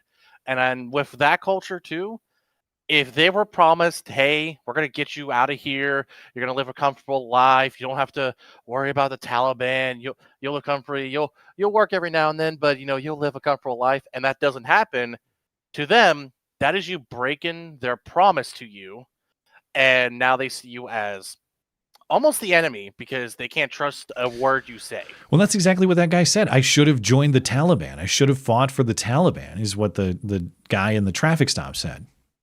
Yep. And it's just another reason why we need to be very careful on what cultures we bring in, because some of them don't mix well. Well, it's a little And late, we should have unfortunately. left all those fuckers in the desert. Yeah, now it's a Franklin problem. There's no way out of this. We should have. Well, instead of risking all those Afghans, should have, told our allies and all the coalition members that were there, and when we decided just to leave them behind, because that also hurt us on the global scale when we left some of our allies there. Yeah. Well, I'm less sympathetic. That's what you get for trusting the United States federal government. That's a fool's errand, no matter what culture you come from. You should have learned. Anyway, okay, that's fair, actually. But, yeah. Before I leave, I have one thing. Okay. To protect yourself from the Indian truck drivers, you should paint a mural of a cow, because then they'll just go to Indian hell if they hit it, because cows are sacred there. I'm not driving around with a fucking cow in my car. Sorry, it's not. No, not a cow. Just a picture of a cow. It could just be in your car. I'm not driving around with a cow painted on my car. It's not going to happen. Well, then you're going to get hit by an Indian truck driver, and I am very sorry for you. Why would you say such a terrible I will thing? take the accident over the cow picture. Oh, now that's the new insult. It's not, I hope both sides of your pillars are warm. It's, I hope you get hit by an Indian truck driver. That's terrible. All right. Have a good day, gentlemen. I think actually that's terrible that you just delivered is exactly what goes through the heads of of Indian truck drivers when they kill families. Well, maybe that's not. I mean, terrible. well, that's the thing. You watch that one in Florida. What was it like? Miami area or whatever. The guy who did the illegal U-turn and all the Haitians crashed into him. He doesn't seem very phased. Like, oh man, that's what I mean. Yeah. That's terrible. Yeah, I don't even know if he would say it. Yeah. Anyway. All right. Have a good night, gentlemen. Thank you, I will Golden Leaf. see myself out. Have a good one, man. Next up is Cody, the ghost of Buffalo Bill. Are you there, Bill? Good evening, Kratos. Batman, how are you doing today? Doing all right. Kratos. What do you It's the It's the chrome dome God with the beard. of War. Sorry, it was an God of attack on War me that I reference. didn't know the reference to. My apology. It's not an attack; it's a compliment. Oh, well, thank you. It's time to Appreciate start gruffening up your voice so you can start killing gods. Boy. Well, I was going to say I thought I had a decently gruff voice, but here I am with Batman, so how am I supposed to compete with that? Sorry. Anyway, what do you got for us, Cody? Well, I actually wanted to talk about the narco terrorists and the absolute problem that bureaucracy is in the United States, because the smart thing to do is let them land and figure out who the fuck they're giving the drugs to. Okay, because I can see that point. Someone here is selling those drugs. They're not just going to show up and be like, God, I hope somebody's there for the millions of dollars of fentanyl. Yeah, obviously there's infrastructure in this country that is receiving and distributing that material. So who are those people? But as long as we're not... If you take out their supply, though, then you force them to either change what they sell or find a new supplier, which you can also target, or to make it themselves, which is much more dangerous. And, then you can watch people blow themselves up like meth labs in the South again. Those are always fun. Those are fun. I wonder if there is any truth, like Frank was mentioning, or at least alluding to, like Fast and Furious, when we gave a bunch of machine guns to the cartels or whoever that was, and they ended up coming back and killing our guys because we were trying to track weapons. Yeah. Do you think there's any possibility that some of, in pursuit of tracking the drug trafficking, maybe we have participated in some of the drug movement ourselves to get that intelligence? You think any of that's going on? Well, yeah, absolutely. I mean, the CIA's been doing that forever, like since they were founded, basically, right? That's why they exist. Exactly. And more than that, I mean, we basically tried to create a foreign anti-cartel task force. They wound up becoming the Zetas and turning into one of the most dangerous cartels there are, because we gave them a whole bunch of special forces training and shit. And then they went, well, now that we can kick ass, why not? I don't know enough CIA history. Clearly, I need to read up on it. But Cody, do you have any other thoughts on the drug trafficking or the narco boats? Not really. The other thing, the bureaucracy thing, back to that for just a moment, because the military can't act on American soil. Then we've got to contact the DEA and get them to I don't know where in 20 minutes or a couple hours or whatever it is, and it's just not logistically possible to do what really should be done with them. Yeah, I guess I hadn't thought about that. What happens with the policing coordination when you move from, say, international waters to the American shore, and how all that is handled? You think, God forbid, one of them is an American citizen. Yeah, that is a significant concern for sure. They could just start putting American citizens on their boats, maybe hostages even. Yeah, to stop the. This tactic incentivizes doing something like that at least. Yeah, I meant more of one of the drug dealers is an American citizen, and then CNN cries about it for months. Yeah, no, it definitely. Not that I'm trying to simp for drug traffickers, but I do think it changes the calculation. I think there's a difference between droning an American citizen without due process versus droning like some Colombian or Venezuelan guy running drugs toward our country. Go ahead. Sorry. I'm talking about a hypothetical scenario where, the narco boat lands in North Carolina and you arrest everyone there, and one of the drug dealers is an American, and then the lefty media is going to just pounce on that. If you did just send in the Marine Corps entirely or the Coast Guard to arrest the people. Yeah, so you're just talking arrest. You're not even talking killing people. Yeah, you should arrest them and be like, hey, do you want to talk to Vlad with the pointy stick or Janet with the clipboard for a while? Yeah. All right. Well, thank you for the call. Appreciate it. Yeah.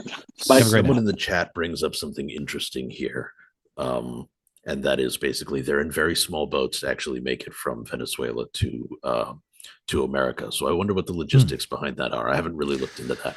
Yeah, I don't know what the distance is there and then what the range of those boats are. But I have seen Captain Phillips, and I am amazed at the capabilities of these tiny, rusty, crappy boats. So I wouldn't be surprised if they actually, like, how much gasoline, like, even if there isn't my concern. Even if there isn't enough gas in the tank to make it A to B, say Venezuela to the American coast, how much gas would you have to carry on the boat to make that possible? I don't know. I don't know the logistics of this sort of seafaring in that way. Yeah. But we'll take one more call here. Kevin is up next. Kevin, are you there? Hey, Batman. How's it going? We doing? What do you got for us? We're doing all right. Okay, so long-time listener, first time I've ever actually called in. Well, thanks for calling. Appreciate that. Yeah, I'm happy to be here. As fate would have it, I finished up the Sunday show just this afternoon. I hardly ever watch live, but you're always a part of my commute. Anyway, well, thanks. Something finally triggered me where I felt like I had to call in. Oh, no. Is it my opinion on the purpose of marriage? No, I'm actually in total agreement with you on that. Okay, good. All right, then we can work through whatever else it is. No, it was you and Joshy Boy, and you were discussing the nature of morality in regards to vigilantism, which is how I choose to pronounce it. Yeah. More specifically, morality of like breaking law in general. So the first thing was you were talking about the moral conundrum of like, is it moral to steal a loaf of bread to feed your family? Yeah. And I think it stop me if I'm getting this wrong. The way I heard you say was that it's first of all, you did not say it was moral to steal food, but that if you do, you can make it moral by going back and offering to compensate the person you stole from in some manner. That's pretty close. I don't know that I would say it makes it moral, but I would say that if there's a genuine emergency in which you must act to save a life, which the bread example is kind of a bad one because like starvation is not really like that momentary. It's more long-term, of course. But let me clean it up a little bit. Let's say that there was a fire and people are about to burn alive and you have a fire extinguisher in your car and I got to break the window to get the fire extinguisher to save them. You know, I've still violated your property rights and I should treat that seriously and I should go and correct that because you still have a property right no matter what the emergency is. So I didn't mean to say that it's moral or okay. What I meant to say was there is a violation of the property rights or a theft that has occurred that needs to be corrected or made just. And that could be done through a justice system. That could be done through you going and owning up to what you've done and trying to offer some sort of resolution. That's really what I was getting at. So I'm glad you clarified because I don't mean to say that it's okay. I just mean that I mean the opposite. It's wrong and you should fix it. Is what I mean. Yeah, taking something of someone else's without their consent, even if you compensate them later, is still immoral. Yes, right. But if you're doing that to save people who are burning in a building, if you're in a good and just society, you're that person whose window you broke is going to be like, "Fuck it, you saved 4 lives. Good on you." Yeah. In this new example, I will cuck on that. You saved lives. It damaged the window. Yeah, you got me there. If I could, I know I heard the bell, but if I could put one more thing in real quick, do we have time? Sure. Okay, so the other thing was you had a little, not even a debate, but you're talking about vengeance and revenge, or what is the difference? Yes, the Lenny I don't and agree Carl. with the definition that AI or whatever provided with you. Here's the way I always looked at it. Revenge is done on your own behalf. Somebody damages me in some way and I damage them back. That's revenge. Vengeance is sort of a broader umbrella. Like revenge is a part of vengeance. But say like somebody hard-r'd my sister and then I murder them. That would be me getting vengeance on behalf of my sister or avenging. Yeah. I don't mean to laugh at the subject matter. It's just that was the language that Jason, Alaskan Avenger, used to mean rape. Of course, that's what he meant. But when I hear hard R, I think, I think he said the N-word. Yeah. I never know what Raja Mahan's rules are. I didn't read. You can say rape. Yeah, you can say rape. I'll remember that for next time. You didn't used to be able to say it, right? I've always censored it in titles or in the description if there's a story about it because they are that like rape, suicide, those two they're very sensitive about. Even like murder's fine for whatever reason. I don't know, like the way they are sensitive about some crimes. Encourage anyone to murder by bringing it up, but if you talk about suicide, that might push them over the edge, maybe. Yeah, even in any kind of joking what about context. Rape then? Like if you bring it up, are you going to like encourage the Neanderthal next door to go and, I mean, yeah, I'm on the edge. This might have just given me the juice I needed. No, kidding, of course. Yeah. Hey, make YouTube great again. Bring the rape jokes back. That's how it was built. But anyway, now that's all I got. And thank you for having me on. Yeah, thanks for calling in, man. I really appreciate it. Always nice to have some new participation in the show and the discussion. So, and I think I got away pretty easily. I was worried. So, thanks for asking me to clarify on that, though, because I'm glad. Off at the pass. I'm glad you did, because you're right. Maybe I didn't express it exactly the way that I meant. So I'm glad to come back to it. All right, well, fantastic, gentlemen. Have a great night. All right. Thanks for calling in. Appreciate it. Okay, that's going to do it on live calls this evening. Appreciate our live callers. Let me see. The voicemail inbox was empty at the start of the stream. Let me see if we have any voicemails in here. We do not. So we will return to voicemails next week if we have any. You can also send texts if you'd like to send a voicemail or text to the show. The number is in the description, or it's linked on the contact page of my website. Speaking of, we'll get into emails, Batman. And if you'd like to send an email, or you'd like to leave a voicemail or send a text message, you don't need to remember a bunch of numbers or an email address. Just head to the contact page on my website, mattchristiansenmedia.com/contact. It's all right there for you. Email, voicemail, text message, all that good stuff. So let's hop into, without any voicemails, let's hop into emails. And because the show was off last week, Batman, I have something like 15 or 16 emails tonight. So I hope you're ready. Good thing we didn't have any voicemails, I guess, because it's going to be a minute. And I'm going to try to move a little bit quickly. Now, none of these are about the purpose of marriage, so we won't go on and on and on. But and if I'm a little bit quick in some of these answers, forgive me, guys, just because we have quite a big batch of them. But appreciate all you emailers as always. So, start with kitchen sink. Scenario, hypothetical, of course. You have been given dictator powers for a 24-hour period, and you must use the powers or be killed. The decisions you make cannot be overturned after the 24-hour period. What are you doing with your power? My answers: repeal the 19th. All prisoners in prison sentenced for more than 15 years get executed immediately. 100-year immigration moratorium. Islamists and Jews banned from holding office. Jeez. Okay. I assume these have to be political. Otherwise, my vote is remove all cyclists from the roadways and Indian drivers and just make American roads safe again. Those are kind of political answers, though, I guess. But more to your theme, I would say deport all illegal immigrants with a snap, if we could do that. And I don't disagree with the immigration moratorium that you're talking about, but I think that even if you stopped... I wouldn't say that my preferred policy is none, as we'll get into. I think, if you can get investment in this country and opportunities for Americans, that's a good thing. But even if we tighten up immigration significantly, as is probably necessary, if you don't remove all the people who came here in the last X amount of years, you still have the same problem hanging out. So I'd get that done.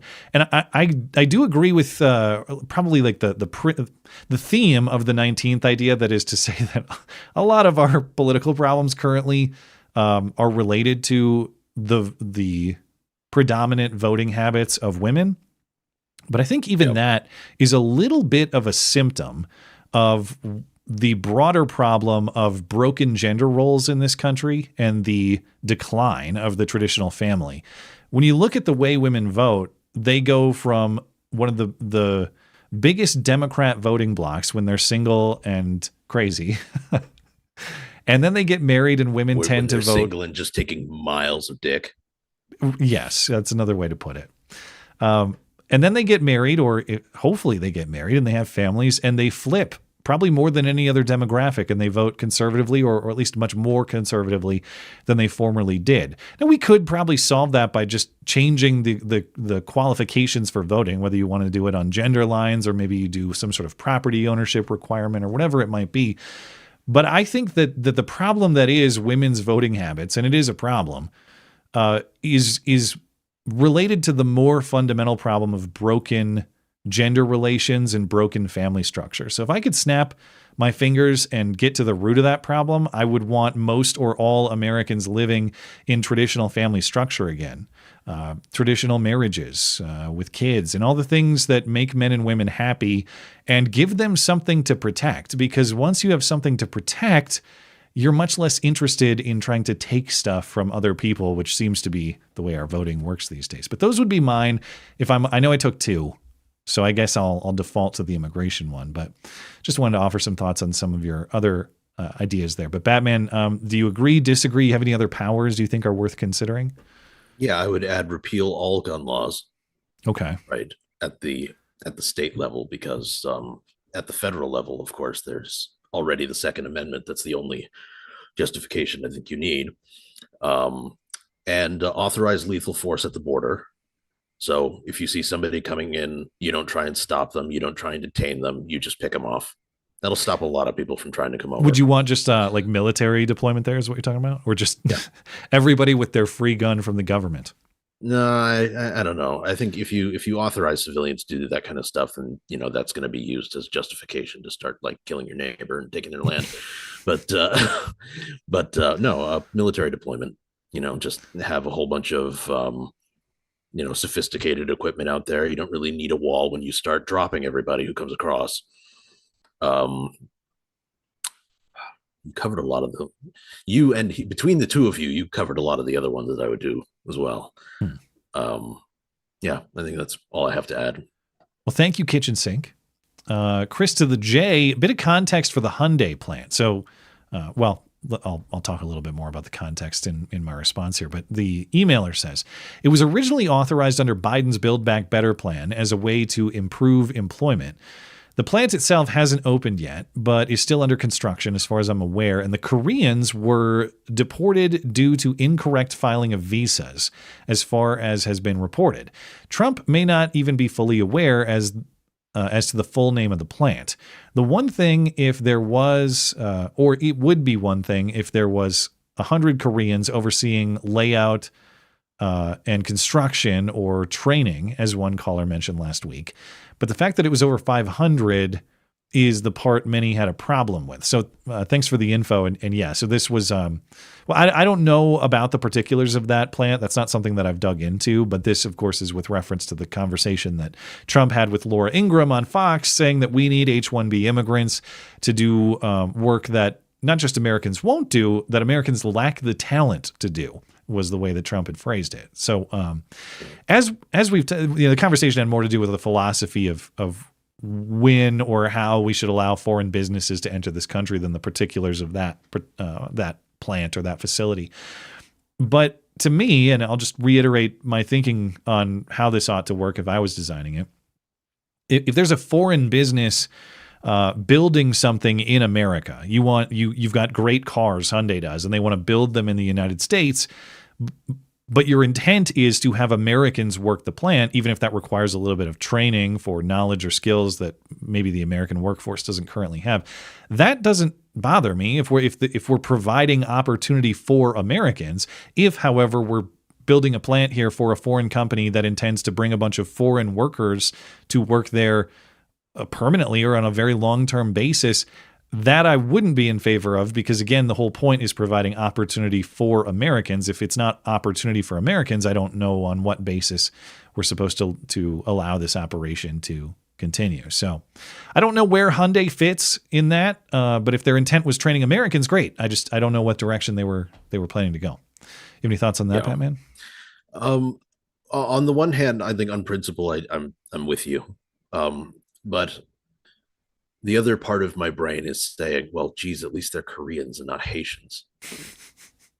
I mean, all immigrants are not created equal. Yeah. Or, brother fucking welfare queen Somalians. Do you participate in the Asian rivalries at all? I forget. I'm sure we've talked about this.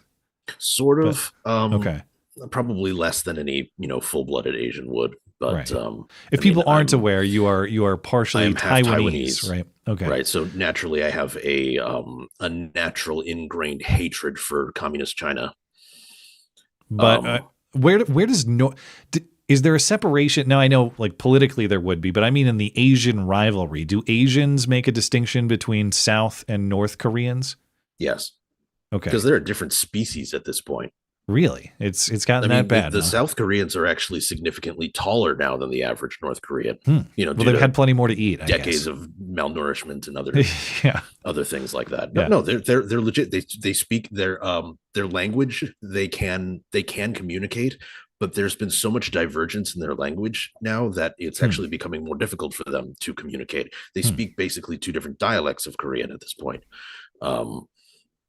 It's like me listening to a person from Boston. Half the time I have no idea what the hell they're saying. They really are two different beasts at this point. Enough time has passed that is the case. Okay. Thank you, Chris. Appreciate the additional context on the Hyundai story. Dark Vector says, why do you think the right is obsessing over Israel, especially after the end of the war and the ongoing peace treaty? I'm confused. Do you think it's money, AIPAC? I don't really believe that because both China and Qatar. Do you prefer Qatar or Qatar, Batman? I go back. Qatar is, I believe, the proper pronunciation. Okay, we'll go with Qatar, like a guitar. But did Qatar or China and Qatar give the U.S. way more lobbying money? If you were the one in charge, what would America's place in the world? What would it be? As in, should we as a nation be more isolationist or not? If you were the one in charge, what would your stance toward Israel be? I think these questions, or I ask these questions because I do think they will be important to the future of the Republican Party, the MAGA movement, or anything that may come after those. So I think the points that you hit are the common ones for Israel critics. Number one, foreign money in politics or money in politics spent on behalf of the interests of a foreign country. You reference AIPAC. That's usually what people are getting at. I don't have the dollar numbers in front of me, so I don't know how AIPAC and their lobbying spending compares to, say, Chinese interests or Qatari interests. But I think the Israel critics would probably be as critical of the foreign money or the foreign interest spending in those contexts as well.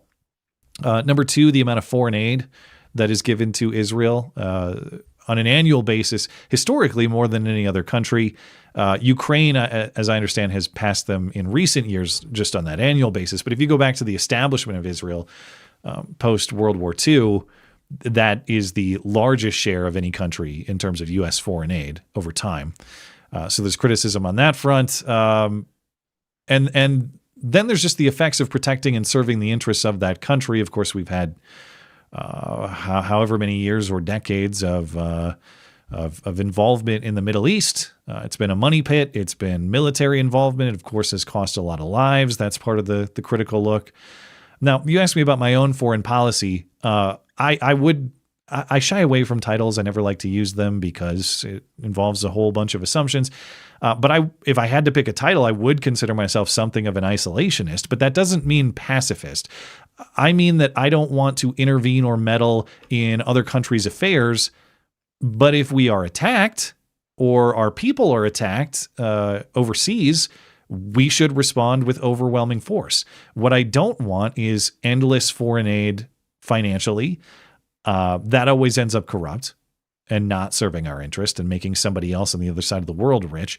And I don't really want attempts at regime change or political meddling in other countries because that's not really our business to decide. Even if we have perceived interests in the outcome or we think one outcome is better for our country than the other, if we believe in the principle that political power flows from the people to their government, to their representation, I don't think it's our business to go in there and start meddling in that stuff.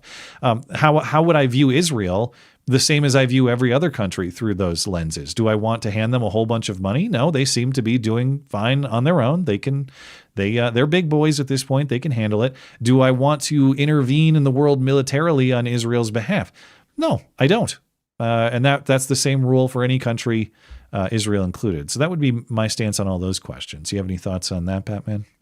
Yeah, I think we don't need to be isolationist. We need to be a little bit more narcissistic at this point. We are the greatest fucking country in the world, and we should act like we are.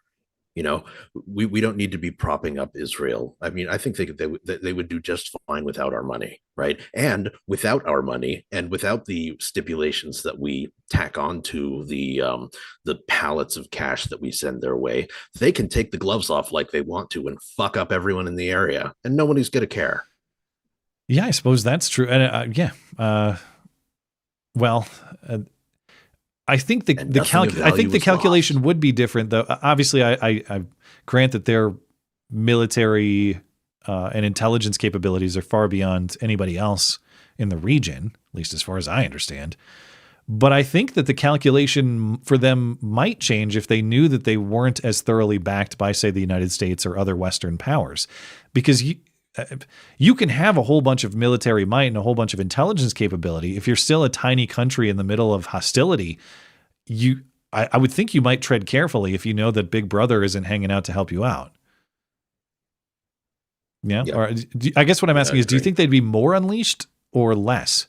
Like, would they'd be more? I absolutely think they would take the gloves off. Okay. I think much of the reason why they're not doing that right now is because they are promised shit tons of our taxpayers' money to not just glass everything around them. Okay. Yeah. We know they have those predilections. We've watched them do it even with people telling them they can't. Yeah. All right. Well, appreciate the question, Dark Vectors. Thank you for your thoughts. Banheim. Before you gave your life to Christ, what was the hang-up or the stumbling block to getting to choosing Christ? Was it more lack of evidence, or was it more a moral or personal hang-up? For an example of evidence, to me, it is extremely clear, that we live in creation, not just random chance causing everything. The fact of morals or laws of logic and consistent laws of nature have no better answer than that of creation. I hope my question is clear enough to understand. Welcome to the family of God, brother. Well, thank you, and God bless you. Now, for those who don't know about my path to Christianity, I did a couple years of Bible study with this audience before deciding to become Christian and to follow Christ last year. The reason I didn't adopt the title earlier, even though I was Matt Almost Christiansen, as I was called, and I was hanging out in not just a community of Christians, but a community of people actively seeking the path. The reason I didn't take the title myself is because I couldn't tell you why I believed. Whether I was sure I believed or not, I was almost Christiansen. I was half in, half out, but I didn't have the answer to the why. So if someone came to me and said, you're a Christian, why? I'd be like, I didn't feel like I could give an honest answer, and that felt fake to me, and I didn't want to be fake about it. And so my why emerged last year, and my why was really two things. First of all, the original premise that you're talking about, Banheim, the idea that there is an order to the world. I see that fully, and I've seen that for a long time. There is an objective moral truth. There's right and wrong. It exists before us, above us. Something created that. Something established that. We didn't make it up. We didn't invent it. It's not a human creation. Who or what made that? I want to know. That's what got me down this path.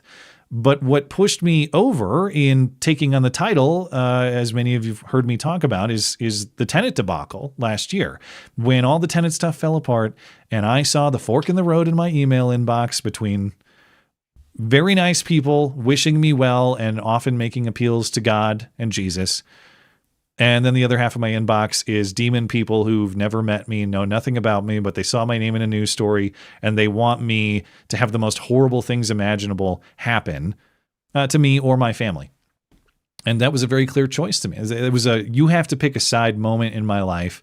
You may not feel convinced of everything, but which team are you taking? The people who are wishing you well and encouraging you to take a path of following Christ, or the demon people who want to see your whole family murdered in front of you before they torture you to death? Which side are you taking? And it was a very easy and clear point for me. And so I decided to make that final step at that point. I've been on the path since. And I've since come to understand, because another hesitation I had was I thought that adopting the title meant that I have to know, if not everything, like a critical mass of the teachings and the scripture, and people should be able to tell me a particular scriptural reference and I should be able to recite it back to them because you should know every little piece. That's not what it means. what it means to accept Christian faith and to choose it is to commit yourself to the path of following Christ as a general source of guidance for your life. It is a belief that you are going to find prosperity through choosing to follow that path, because it's accepting that path as true. Not just that it leads to good things, but that it's true. It doesn't mean you know everything. In fact, part of faith is asking questions all the time. I've come to learn that too. So those are all the factors. It was understanding there is an objective morality, seeing the fork in the road in my life and choosing the correct forth, and coming to terms with the idea that accepting the title does not mean you know everything about everything. In fact, it's kind of the opposite. It means you understand you know very little, but you're committed to learning more, and you accept the framework and the path as the way to do that. So that's how it happened for me. Batman, I know it's probably a question that maybe you don't have a lot on, but if you have any thoughts on that, you're welcome to offer them. Well, I kind of approach the not knowing thing in sort of the opposite direction from you, in that I have no idea what is, how the universe was created and all that stuff. And while I definitely recognize, I find myself in this weird place where I definitely recognize that, like, the morals, the logic, and the sort of basic framework of the world that Christianity has outlined is the best one, like, hands down. There's not even nothing comes close. But also, like, I don't know if that means that I should be following a particular faith, or, it's tough for me to really then, commit, right? Because I don't know anything. And that's perfectly respectable. One piece of faith to me is, to the extent I believe it's true, and I do, the truth has a way of revealing itself to people. And very few people were pushy in my path. There's a select few on the show a few times. And they were never persuasive to me, of course. But if I believe that it's true, and I do, the truth has a way of working its way out, whether we're talking in politics, just day-to-day news, or we're talking about the fundamental order of this world and the universe. The truth has its way of working its way out and getting to people. And so if, for you or anybody else who's kind of like at least open to considering it, I mean, I have faith that the truth will find its way to all of us. It's not about like, oh, I've found the truth and you haven't. No, if I believed I knew everything about everything, I'd be God himself. So obviously that's not the case, but it's kind of a comforting thing to me. Like, when you believe it's true, you have faith that it will find the people it should find. And I include you in that. And I include myself in the same group. It's not you and me in separate things. I'm just rambling, trying to tell you how I think that I just appreciate that you're open to it. And I think the path will probably lead you maybe in a similar way it led me long term. Maybe I'll see it one day. Yeah. I don't know. Well, thank you, Banheim. We're going to go ahead and get a little bit less godly here, because the theme is godly, but I have questions about this name after I got duped by Jenna Tolles a few weeks ago. Did you catch that, Batman? Yes. I remember Jenna that. Got me. I was on that show. Oh, were you? Okay. So yeah, Jenna got me on that one. Maya Dixon Butte? That's disgusting. I think it's a dick and butt joke is what I'm getting at. Dicks on butt, dicks in butt. Is that what I'm looking at? I think Jenna Jenna was more clever on this one. Okay. But it's probably the same Maya. Person. You're not going to get me. Maya says, we need to stop letting people rewrite our history and culture and tell us what our traditions stand for. They tell us our traditions like Halloween or Christmas are bad or inauthentic, convince us to abandon them, then seize the traditions for themselves so that they can pervert them into ways to pull power and influence to their side. They've done the same tactic to get control of the film industry, music industry, academia, and so much more. I'm tired of us being tricked into giving up ground to evil. So as far as what traditions are quote unquote authentically Christian or not, I have to punt those questions. I'm a terrible guy to ask. Little to no knowledge on that stuff. Can't pretend to know a lot about the history of the way that Christmas has been celebrated or Halloween has been celebrated or its origins. I know that's been a matter for debate in the audience. But for me, as I've talked about, like whether Halloween is appropriate or is that ungodly, as long as you every day, whether it's a holiday or not, you are consciously orienting yourself toward what we're talking about previously, objective morality, trying to serve the right and the wrong that govern this world, that are bigger than you, then I think you're on the right track. Even if you have a little bit of fun sometimes that maybe indulges in some things that are seemingly contrary. What I'm saying is, like, if you celebrate Halloween in a way that overtly celebrates murder and demon forces and you're casting spells on people to be an actual demon, yeah, that I would have some questions about that. But if you are just trying to have a little bit of fun with your family for a little bit of scare that night, as long as you're not losing track of fundamental moral concepts, I don't really have a problem with. I don't think how holidays are celebrated is important relative to how your life is oriented toward moral truth or not, more broadly than that, if that makes sense. But I'm not going to be holiday tradition police guy, I guess is what I'm saying. Well, and more than that, I think that there's a better way to interpret Halloween than just, oh, it's about demons and stuff like that. I think it's perfectly consistent to want to celebrate Halloween and be a Christian and be an American and all that stuff, in large part because what are you doing on Halloween? You're dressing up like ghosts and other things. You're making a mockery of evil. Yeah. Yeah. I think you're exactly, that's a way to frame it in the way that I'm talking about. If instead you are intentionally celebrating these things for their anti-godly nature, then that's a different perspective that maybe ought to be scrutinized. But I guess I hadn't thought of Halloween as a mockery, but it kind of is. It is. You're dressing kids up as scary things, and what's less scary than a kid dressed up as fucking anything? Like, I don't know. Some costumes are pretty crazy these days. Come on. To your point, I don't. That's the outlier, not the. Yeah, I don't know the the last time that I was truly frightened by a 10-year-old trick or treating or something like that. Yeah. Thank you, Maya, but you're not going to get me in trouble. This one is more overt. Big log in the urinal. What the is this? I've not had that experience. I've seen some disgusting scenes in public restrooms. I've never seen a big log in the urinal.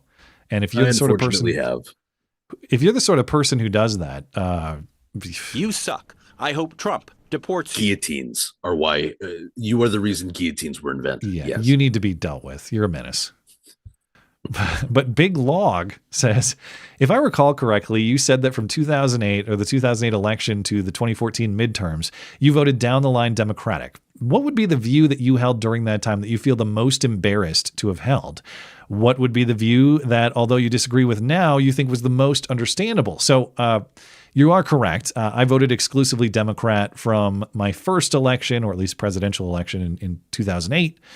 I was 21 years old at the time, to 2015, or at least in 2015, my eyes started to open about the ways of the Democrat Party and progressives and the left in general.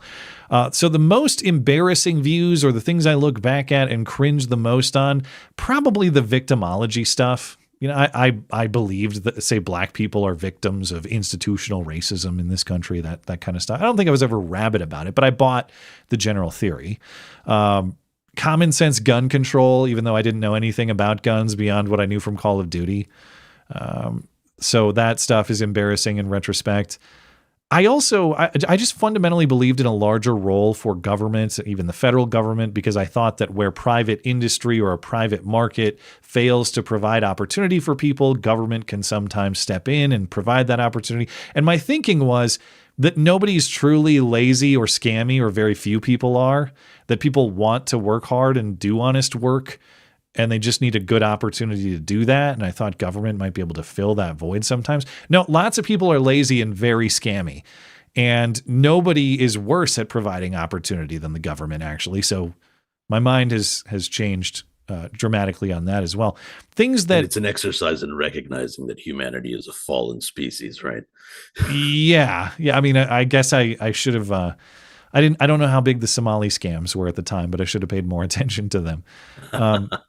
Things that I believe, there are some things I believed then that I still believe in now. Like, fundamentally, I thought, and in some ways I was, still a big like Bill of Rights guy, proponent of constitutional rights and personal fundamental liberty. Now, I just mentioned how I wanted common sense gun control. So yeah, I was one of those like accept the 2A type people. Now I'm not. But what I mean is like free speech stuff, freedom of religion stuff, First Amendment stuff, general limitations on government in terms of the way we handle our criminal procedure and all that kind of stuff.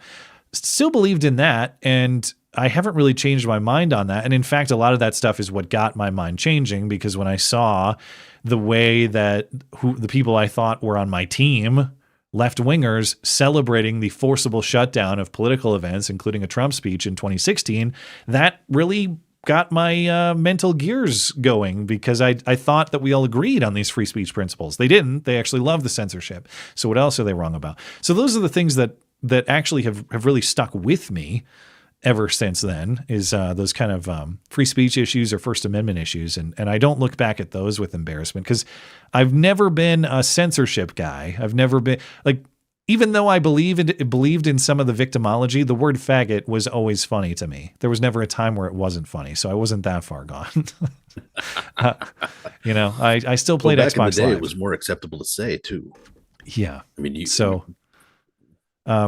Have we ever talked about the history of your politics? I'm sure we have at some point, but I don't recall. We have, yes. So Okay. I was never quite as far left as you, but I definitely was closer to the maybe center left when I was in college in particular. But one thing, there was a wedge issue that kept me from ever going full left, and that was always gun control.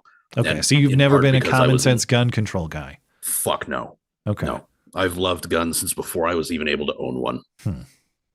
So that always put me off of ever associating myself with the left. But the issue that I'm most embarrassed about is I used to be pretty ambivalent about abortion, and I am disgusted with my former self about that now. I would include that in mine too. I mean, I used to be a pro-choice person. I don't know that I was ever as crazy as they are now. In fact, I remember going to Cleveland for the RNC when I still considered myself like libertarian pro-choice perspective back then. And there's this woman doing the shout your abortion bit. And that really got me thinking too, like, am I really on this lady's team? That can't be right. Yeah. What was your prior abortion stance? Like in any and always, or what? I'm never going to have one, so I don't care. Yeah. If you don't like abortion, don't get one. That kind of thing. Yeah. If you don't like murder, now I don't look back commit on one. that and go, wow, I endorsed mass murder. That's awesome. Fuck. Yeah. But the propaganda is and was deep on abortion, though, because they really frame it in that bodily autonomy thing. And that is important to me in the context of medical everything, vaccines and beyond. You do have a right to your body. No one has a right to stab you, or whether they're trying to assault you or trying to treat you medically, they don't have a right to do those things without your consent. The difference with abortion is you created that child with your consent. It's not bodily autonomy when you made it. And I know that excludes the rape situation, but you can get into that argument too. I mean, just because a child was conceived in a crime, does that mean the child ought to be punished for the actions of the criminal?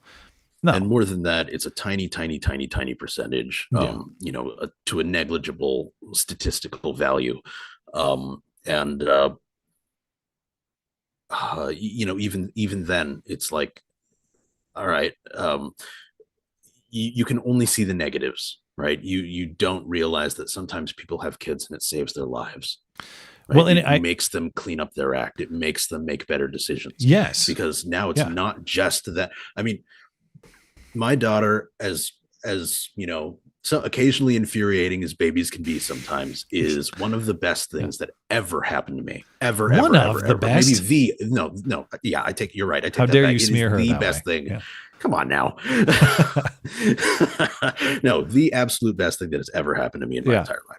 Right. Well, I am a bigger, better person for her existence. Yeah. Right. And maybe the conception of that child happened tragically. That happens sometimes. But, then you just extinguish that light because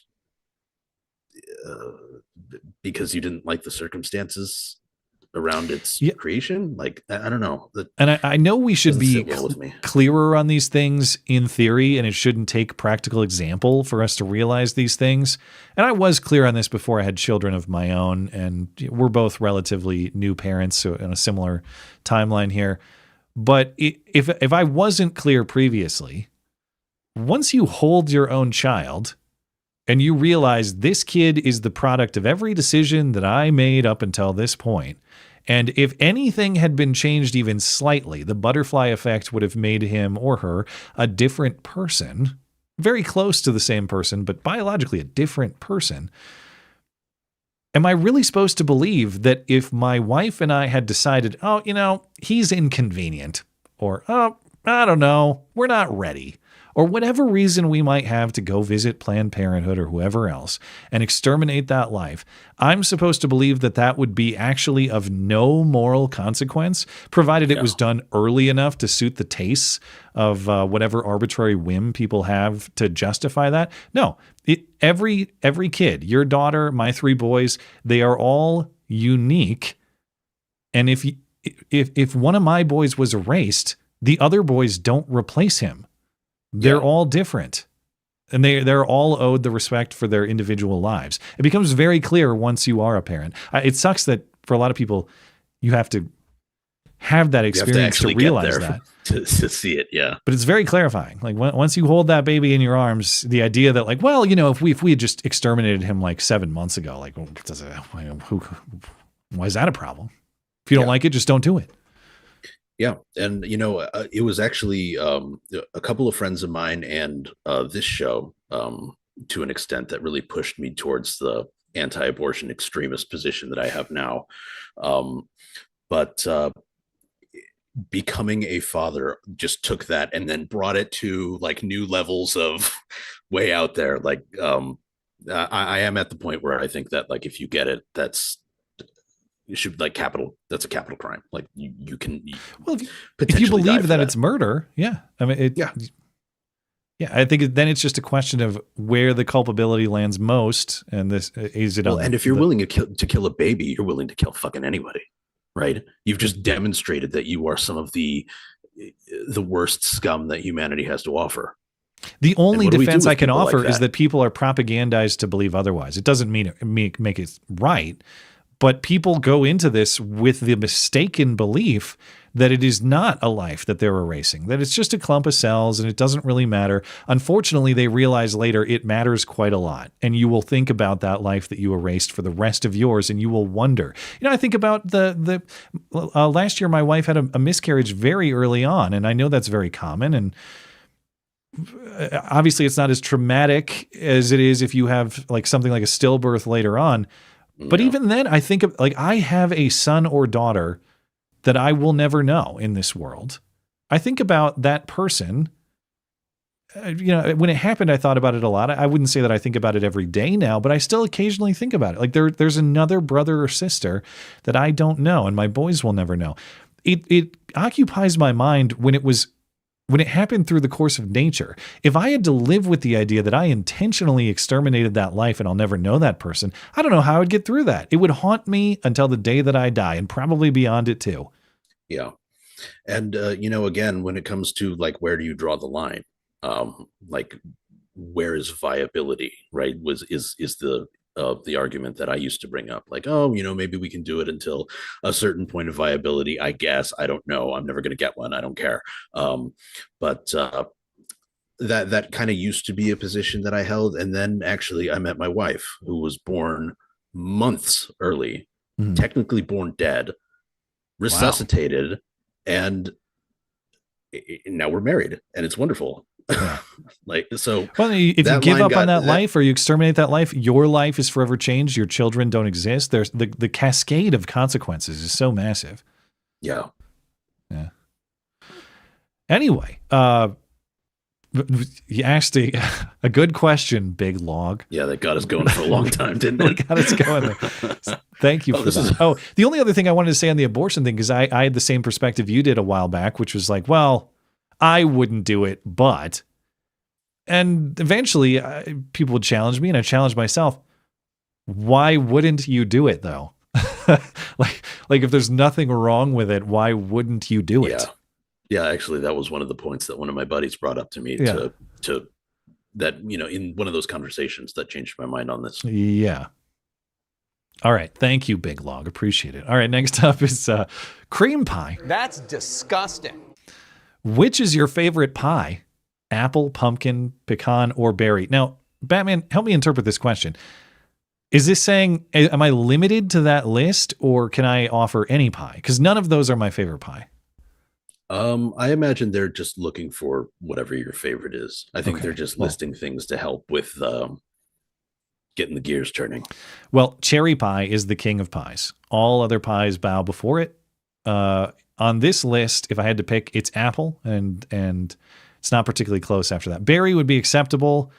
Pumpkin is third. Now, here's another subject for debate. Pecan. How do you pronounce the word?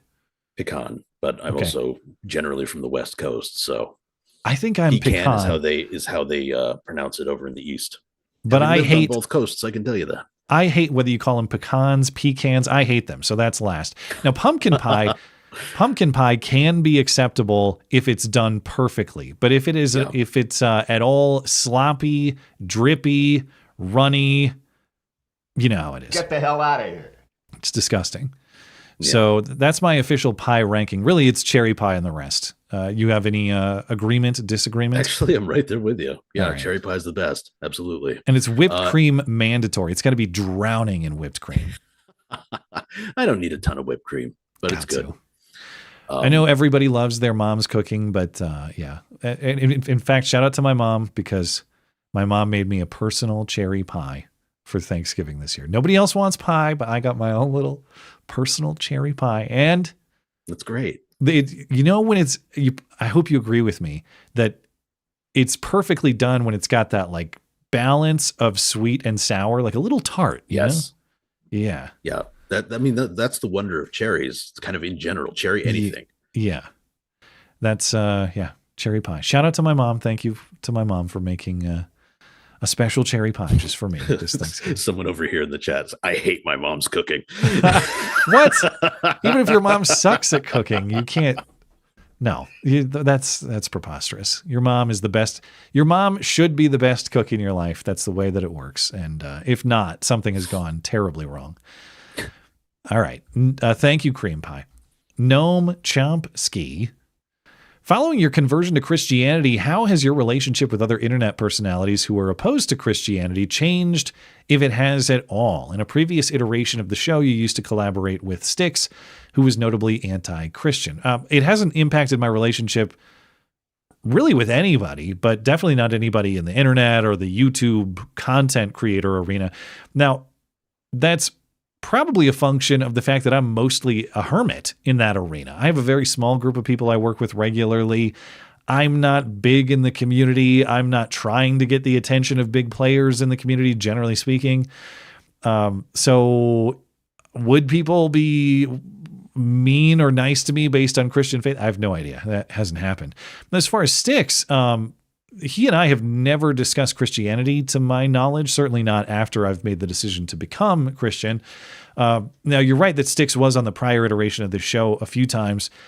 At least in the latter years of that show, we really didn't do guests at all. I don't think I've talked to Styx probably since before 2020, something like that. It has nothing to do with Christianity. It's just the direction that the show took. So, but I have no doubt, I mean, based on knowing Styx a little bit in previous years, I don't think he would treat me any differently if he knew that I was of Christian faith. And frankly, I'm not going to say that I refuse to interact with you if you, even if you hate Christian faith. That's okay. I still, if I refuse to talk to people who reject Christian faith, the list of people could talk to is a lot, kind of small. I mean, I don't know. Christianity is the world's largest religion, right? But there are a lot of people I think worth talking to who wouldn't embrace the title. So I don't intend to restrict myself in that way. But well, and Styx isn't really, I mean, yes, he's anti-Christian insofar as like he can be like, oh, well, this part doesn't make any sense. You know, this part, I don't follow the logic, that kind of stuff. But he's not like, you're Christian, so you're stupid. And he never has been. Yeah, I've never gotten that impression from him. Thank you. But I mean, and speaking of Razor Fist, bringing him back up, when I first started watching him, he was the kind of guy who would wear a goat's head on his shirt, right? But he's Lutheran now or something.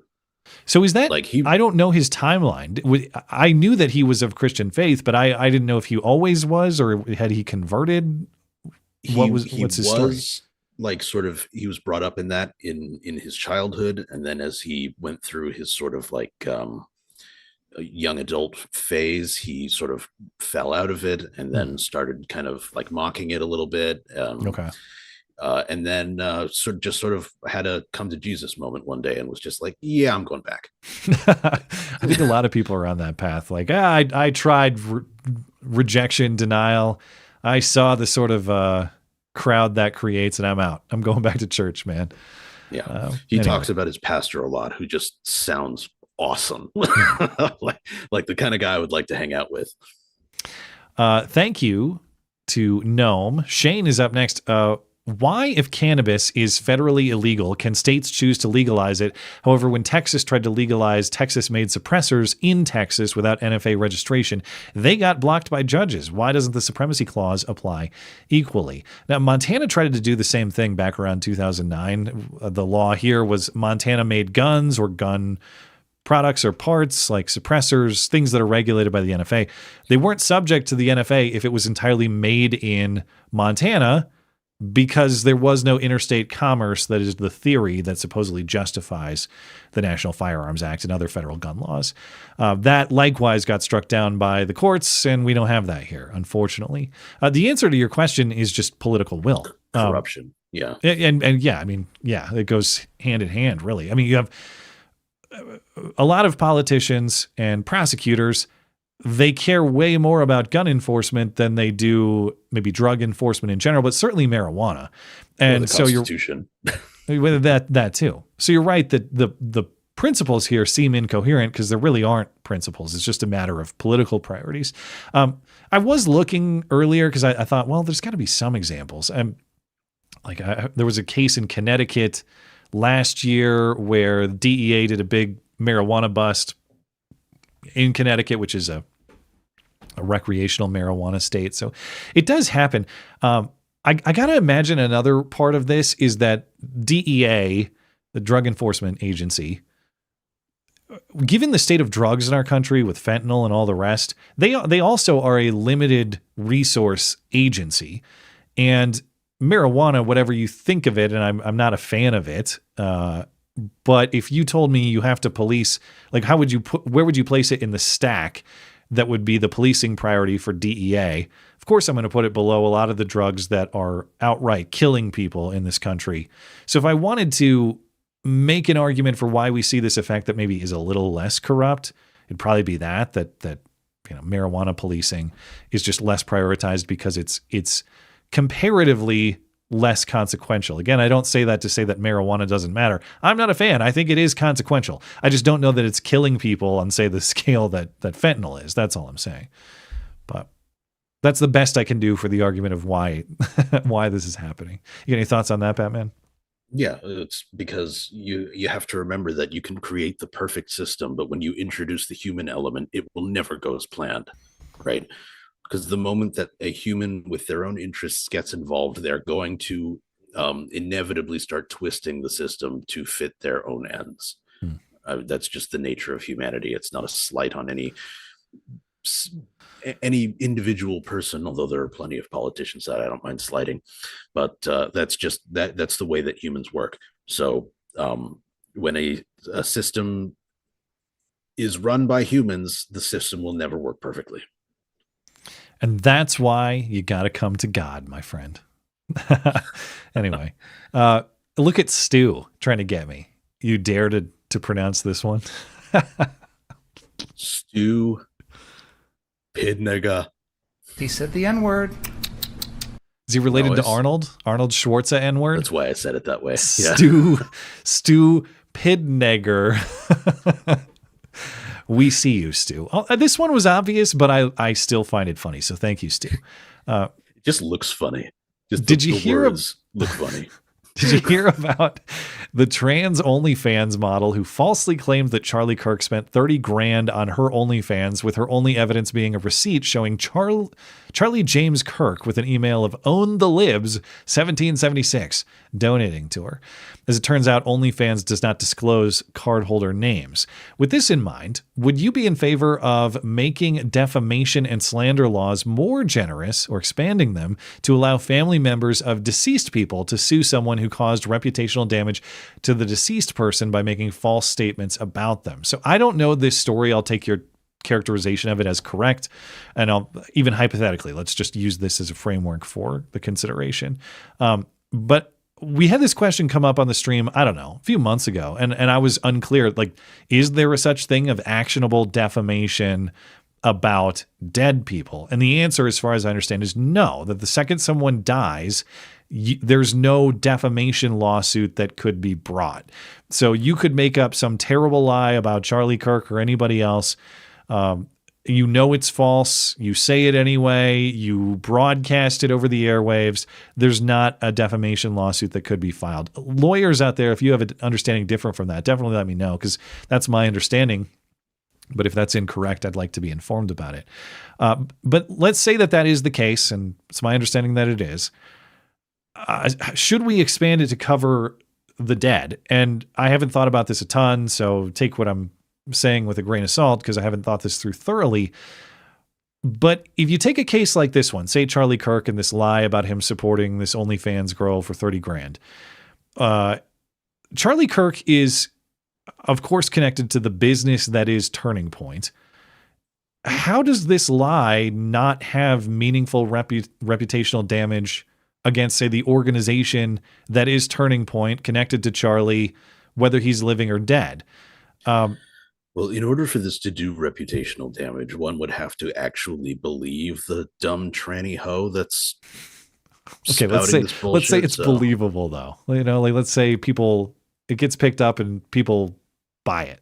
You know, for the sake of the argument. By a dumb tranny hoe, it's not believable. All right. Well, let's say it is.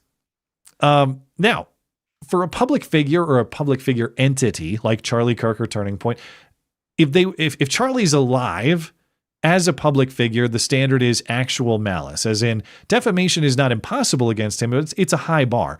The actual malice bar to bring a defamation suit or succeed in it is that you're making a false claim about that person with knowledge that the information is false and it does some sort of demonstrable damage to that person. If you could do that, if you could show that the lie about Charlie Kirk or Turning Point after he's dead, the lie is known to be a lie. It's known to be false. The lie is put out there anyway. It's published. It's spoken on some mass public platform. And we can see that, say, Turning Point had some kind of consequence, that their attendance went down or their ticket sales went down or people stopped caring about Turning Point. It had some sort of demonstrated damage that it did. I don't know that I have a problem with that. I mean, we protect the property of the deceased in the form of their estate. If someone makes a lie that is damaging to the property that survives them, in this case, Turning Point organization, the organization they have, the business they have, why isn't that actionable? Or maybe you just say, well, you can't defame the dead guy, but you can defame the organization that exists after him. Like if the lie was about Turning Point, that's actionable, but because it's about Charlie Kirk, it's not. Anyway, I guess what I'm getting at is I don't think it's a crazy idea at all to extend the current defamation framework to the dead, or at least the recently dead. I know we'd have to have some line about like when does your defamation claim expire, but I still see the same damage applying to a recently dead person and everything he leaves behind. Or what are your thoughts on this, Batman? Do you think that that's reasonable, or once you're dead, it's all out the window? No, I think I agree with your position there. I mean, you can damage a family by slandering a dead person. You can. I mean, that's yeah. it Yeah, I just was is just what thinking it the, is. like the business or the organization, but you're right, even the family itself. Yeah, the trying to remember the name of the guy. He was this crazy, excellent World War II pilot. I think they called him Butch, but I can't remember the rest of his name. I just remember the nickname. His father wound up, they thought he was wonderful. He was like the he was the love of their lives. He provided for them well. He made their family wealthy. Turns out he was doing so by working for Al Capone. And in the light of this coming to light, everybody in their lives disowned them. Right? All of their friends vanished. Nobody was answering their calls. Nobody would come by anymore. Like the family was ostracized. Right? And that's if something's true. But his kids had nothing to do with that. His wife had nothing to do with that. It was how he chose to make the living upon which he supported his family. They had no hand in that. And, that family was not ripped apart, but it was severely damaged by just some information coming out. Now, if this is done by a lie, then I would say that, the person who makes the lie needs to be held responsible. Yeah, and to be clear about the way I'm thinking about this or framing it up, I'm not actually talking about expanding the criteria for defamation. I know you're not saying that. I just want the audience to understand. But the elements or the ingredients of defamation, whether you're talking about someone who's a private, ordinary citizen or a public figure, all I'm talking about is taking the existing standards for defamation, and if there's any expansion, it's just who is protected by them. I guess you're making defamation transferable in a way that it currently is not. But as far as the elements of, it's generally not criminal, but the elements of the, whatever the word is, what is the word in a civil context this way? The elements of the quasi-crime, the offense, those would remain the same. It's just who's eligible for protection under it, I think, would be the only thing. All right. And I mean, I suppose it also kind of depends who's the target. Right? How so? So if you're slandering a dead person because you want to hurt that family, then that's going to mean additional, additional, I don't know, penalty, I guess, because you're trying to hurt living people by damaging the reputation of a dead person. And then it gets messy too, because let's say the dead person is a public figure, a politician, a celebrity. The family is not necessarily a public figure. They're private. What standard of defamation applies? Because the standard for public figures is higher. Yeah. It gets legally messy. But in general, I'm open to this idea. Thank you, Stu. Yeah, this is something I think I need to noodle on a little bit more to really come to a conclusion that I'm satisfied with. But interesting question, definitely. The Chief Justice, do you think that it is somewhat hypocritical of the right to mock the No Kings protesters for being in large part old people? Because in general, old people tend to be more likely to lean right, and it's usually leftists who try to portray the right as a bunch of crotchety old fuddy-duddies who are behind the times. Or do you think the point of the mockery is to call out the left's hypocrisy in that they portray the right as cranky geezers, yet their largest protests consist primarily of geezers?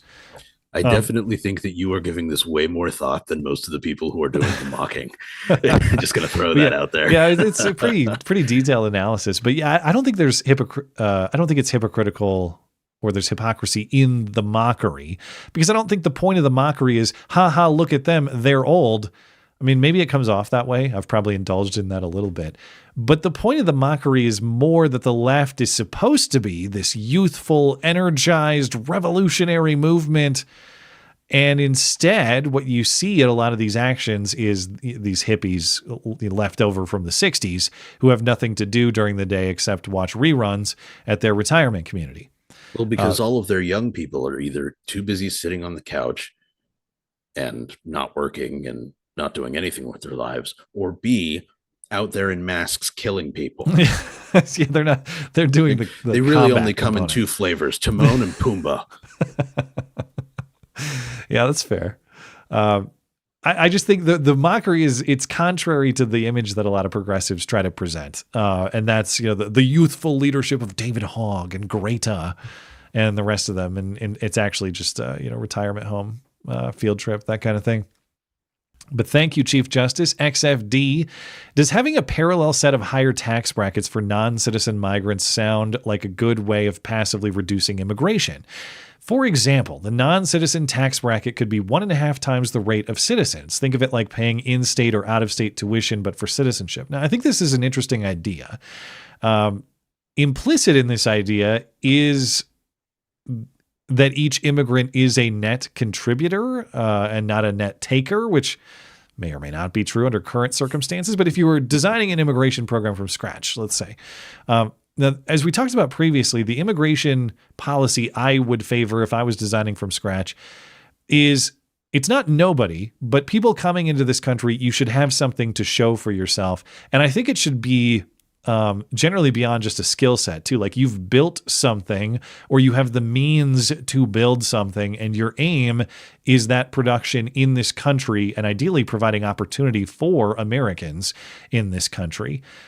And if you build an immigration policy with that aim, the aim of, building wealth and opportunity for Americans here, I think I'd probably be less in favor of taxes as a means to achieve that and more just restrictive about who's actually coming here and for what reason.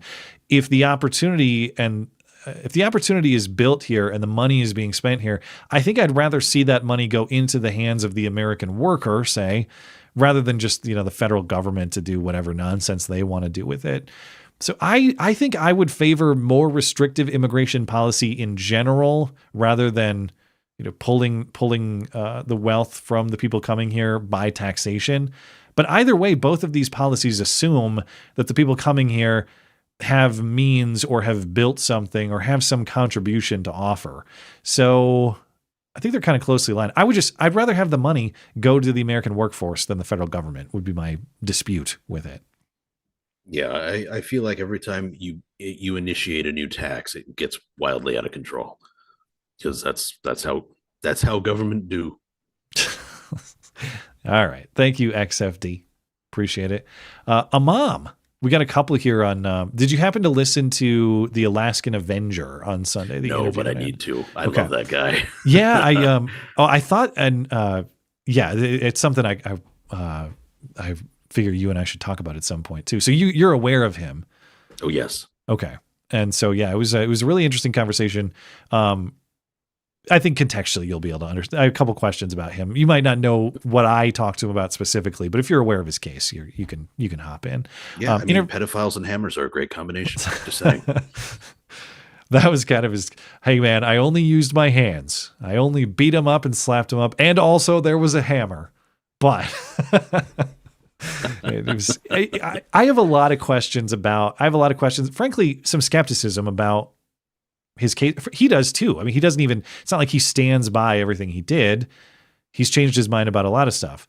But I still I've not had a lot of opportunity to talk to people who have spent a lot of time in prison, people convicted of serious crimes.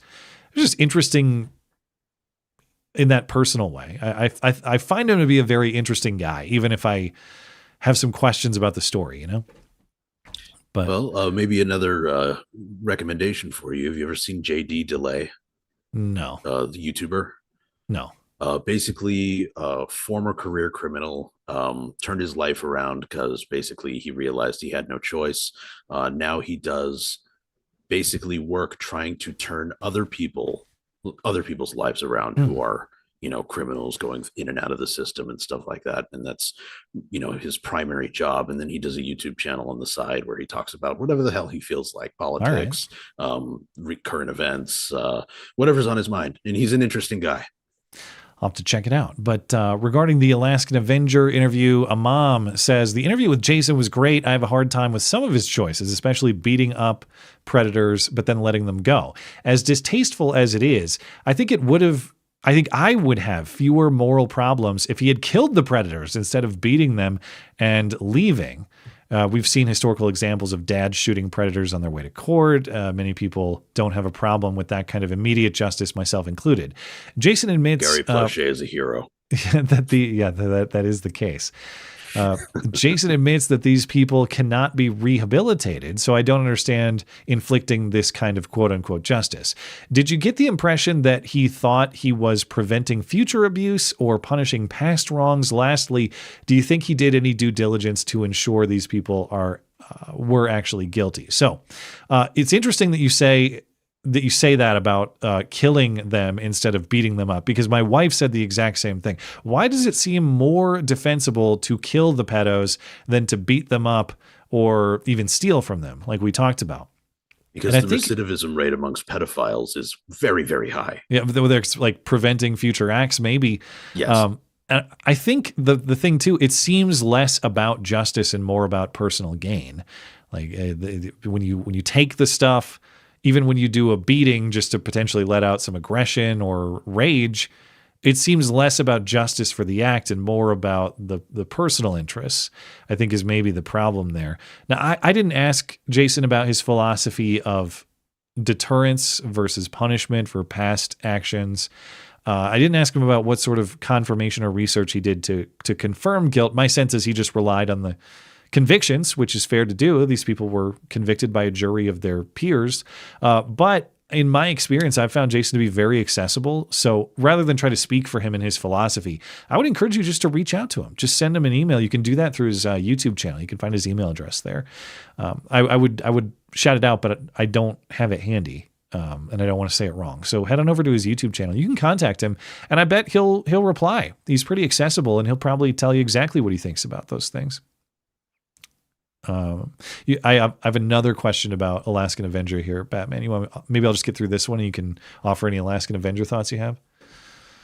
The Alaskan Avenger, Anon, says, the Alaskan Avenger interview hit close to home for me. I have 3 young children. One is nonverbal autistic and another is a girl. My sister is dating a convicted pedophile, but I'm the bad guy for cutting her off because I don't want him around my family. Prior to the birth of my daughter, my sister said, quote, you don't have to worry about her pedophile boyfriend because your boys aren't his type. Fucking psychotic. Long story short, I don't mean to laugh because this is a deadly serious situation. It's just, it sounds preposterous to me. Long story short, I have wrestled with the question of when I would hypothetically be justified in forceful action taken against this guy. The first time he does something to my children after multiple times, only if I catch him in the act, maybe after a conviction or after time served. Ultimately, it boils down to how does a Christian father handle crimes against his family justly? The not this type comment, Batman, that is extremely, or not his type rather. He's not, your kids are not his type. Extremely concerning to me. No kids should be his type. Okay. Yeah. If that's the quote that was said to you, you need to keep this guy away from your kids. And I consider family integrity, family cohesion to be very important. You should do your everything. Family can't be cohesive if part of it is raping your children. Correct. Yeah. You are making the right choice here. Yeah. Keep that guy away from your fucking kids by any means necessary. Yes. In general, I think you should do the best you can to maintain a positive relationship with your siblings, but you cannot sacrifice your children. As a father, your children are the most important. End of story. Your sister is very important, but she's not the most important relative to your children. And so as long as you're protecting your children first and foremost, you're doing it right. Now, you're exactly right. You should cut. I would never associate my kids with a convicted pedophile. I don't care if it's my sister's husband. I don't care if it's my sister herself or my brother himself. You're out. If you're a convicted pedophile, you're out. You're not seeing my children ever. That's the end of it. So you talk about if you think it's okay to associate with a person like that, you're also out. I'm sorry. Just I can't believe that. I mean, I couldn't imagine, a sister of mine, I'm an only child, but you know what I mean? Basically just being like, oh, you have kids and my boyfriend's a pedo. Well, it's okay because fuck you, get out. There aren't a lot of absolutes in life. There's nuance to many things. This is not a nuanced thing. I'm sorry. A jury of your peers has convicted you of inappropriate sexual conduct with kids. I am not submitting my children to that risk. Period. So Your question is when you should be forceful. Well, ideally, if you maintain the appropriate separation here, you never have to be. This circumstance never becomes realized. There's no force to be exercised because the guy's a million miles away from you at all times. But if for some reason there was physical contact, odd commentary, any sort of aggression or stepping over the line at all, if you got physical with the guy to protect your kids, I wouldn't blame you at all. Now, I know the law might have something to say about that, so I'd encourage you to be careful to protect yourself in that way, because if you're removed from your kids, you're not doing a great job as dad. But you talk about how to handle this as a Christian man. A good Christian man, a good Christian father protects his children above everything else. So you don't wait for any of these situations to be realized. You maintain the sort of separation that makes those situations impossible. And if there is so much as a toe stepped over that line, you do what you got to do to make sure the line's integrity is respected. That's how that's handled. So I think you're on the right path. If anything, you're being too kind, I would say. Ask Jason if you can borrow his hammer. Yeah. You don't have to feel bad. It sucks to, frankly, I'm worried about your sister too. And yeah, well, she's freely associating with somebody like that, knows about it, and is like trying to justify it away.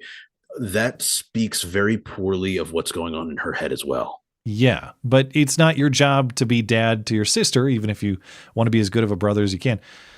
It's your job to protect those kids, and it sounds like you're operating that way, so I don't have any dispute with what you're saying. Keep the guy far away, and then you don't have to worry about it. Former listener, he still listens though, because I've had questions from former listener before, so he's still around. Would you like to have David Wood to interview? Apologetics Roadshow is his YouTube channel. One of his videos is David Wood answers shocking allegations. It's interesting. Any news on cows, chickens, and horses? I assume that's a question of like my own preps or something. I don't have animals. I don't have livestock, but I hope that if the world goes to crap, I at least have some chance in the zombie apocalypse for at least a few days. We got into at least a little gardening this summer, Batman. We grew some stuff, although I tried to grow exotic peppers and they never really came in. But everything else did fine. We grew some good quality food. Just got into that little bit. But ghost peppers don't grow in Montana, so don't try it. I did. I wouldn't imagine they do. I imagine they like being much closer to the equator. Yeah, I tried, but I didn't get any ghost peppers. Good jalapenos though, and spicy ones. They turned out great. That's good. I'm surprised. You don't strike me as the ghost pepper type. It's really my wife's doing. She has warmed me up to spicy foods over time, and so now I'm much more adventurous. Yeah. And I know that I probably wouldn't enjoy the ghost pepper, but I just wanted to have the experience of growing it and trying it. But yeah, some of those jalapenos were really hot. I would maybe it's just that I'm used to store-bought stuff, and so they are not as spicy as when you get it fresh. You lose a whole bunch of the yeah. Anyway, as far as David Wood, I don't know him. I don't know the content, but I'm open to talking to people. So if you send me his content in the email inbox, in my email inbox, I will happily take a look. So thank you for the recommendation. All right. That is all the email questions for the night. That was a marathon. So thanks to all our emailers. Thank you, Batman, for joining me to get through those. And as a reminder, if you'd like to send an email to the show or voicemail, text message, you can do that through the contact page on my website, mattchristiansenmedia.com/contact. In fact, I'm going to check the voicemail inbox once more, make sure I didn't miss any. I don't think I did. Nope, it's all empty still tonight. So maybe we'll catch up with some more voicemails next week. But before we get out of here, I haven't even started on Superchat. And I know you guys have been hanging out for a long time. Appreciate the Super Chatters' patience. Let's get through those and we'll call it a night. All right. Our friend Joshy Boy says, I have a sore throat tonight. My side hustle saw a lot of clients. I mean, customers yesterday. They're called Johns, dude. It's the most goddamn faggy thing you ever seen. Okay. Joshy Boy says Cowabunga hombres. Yeah, I mean, Ninja Turtles, definitely. Did you read Franklin books growing up? Yeah, I mean, a little bit, but, of course, this was over 30 years ago, so, Were you a big Ninja Turtles guy like I was? Not much. Yeah, I did like TMNT. Okay. Yeah, definitely. Two Dogs Mike D. Thank you, Joshy. Franklin questions our greatest ally. I guess we had a question to that effect, but yeah, Franklin appears as a guest on Tucker Carlson's show. Something like that. But yeah, I don't know. There's got to be a friend. Someone must have made that one. They've made every Franklin. So, that's phenomenal. Let's see. Producer Tim says, do you guys remember YouTube videos like Annoying Orange with a face superimposed over an object? Mark Kelly looks like somebody has superimposed a face on a circumcised penis. Also, we need a Franklin Singh illegally receives a CDL license book. Yeah. Franklin encounters a dangerous trucker with a California CDL. Something like that. A circumcised penis. Let me take a look here. I mean, if he took a Sharpie and drew a line on the top of his head, you know, frankly, if I did that, it'd be the same thing. Although I mean, like Frank was saying, he has a remarkably cleanly shaven head, you know? Like, there's not even a speck of stubble on that thing. That's hard to do. I assume he has somebody do it for him. I don't know. I am grateful I don't need to worry about that. Well, enjoy your hairs while you have them. Yeah. Anyway. Tim also says, following Frank's point, even people who decry the statement not all cultures are equal believe it's true. I think he means not even they believe it's true. Insisting that people should be allowed to come here to build a better life is admitting they are coming from an inferior culture. Right. So if all cultures are equal, why do Somalis need to flee Somalian culture? Yeah. Well, to get away from all the Somalians. Jesus. 1983 Bantam. Lincoln was garbage. Read Tom DiLorenzo's books. I don't know those books, but I do know Razor Fist's argument, and I found it to be very persuasive. Yeah.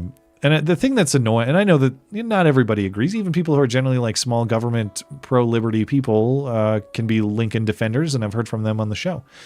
It's just so annoying that critiques of Lincoln are conflated with being pro-slavery. That seems like where it always goes. Like, if you agree that slavery is a moral wrong, and I do, that means you must support the way Lincoln violated all sorts of other, not just moral principles, but principles in the way this country was designed. Like, murder is a moral wrong, very bad, shouldn't do it. Also, states hold the police power on murder. Those are not incompatible. The same applies to slavery. Well, and more than that, the way that I sort of work around this when I talk to people who are avid Lincoln defenders is, Lincoln ended slavery under duress. He didn't actually want to. Not well, really. there's Razor Fist talks about a lot about that stuff too, and people have sent me all sorts of material on that. And I mean, I can't claim to be a historian on everything Lincoln said and the entirety of his philosophy, but I know there at least are examples of his commentary that suggest that it was merely a tool to achieve other things, that slavery and the abolition of it was kind of a means to an end rather than something done for its own sake. Yes. If you really want an abolitionist hero and one who isn't a psycho like John Brown, look up Cassius Marcellus Clay. That was a guy who legitimately dedicated his life to abolishing slavery for the right reasons, and he was also a badass while he did it. Not Muhammad Ali, but the original guy. Yeah, the original, the guy that Muhammad Ali was named after. 1983 Bantam says, why are conservatives simping for the federal government doing extrajudicial killings of boats that are not headed for the U.S., you idiots? I don't agree with the premise that they're not heading for the U.S. I think they are heading for the U.S. And again, I'll cite people like Mark Kelly receiving the intel reports on this. If they weren't, they would be advertising that information all over to get Trump. Why? By the way, I think this guy who's calling us idiots got banned in the chat. Oh no! Well, this was all caps. Who banned him? Was it? He shouldn't be banned for his opinion, but maybe it was caps abuse. He kept on going forward and insulting people in chat. So it was all. It was. Wait, why was it just the cap spamming? I don't know. I don't know the whole thing. I just saw kind of in the corner of my eye. Well, got the chat up over 1983 Bantam. If you're hearing this, send me an email, and if there was a banning, I can get you unbanned. We don't want you banned, whatever the reason was.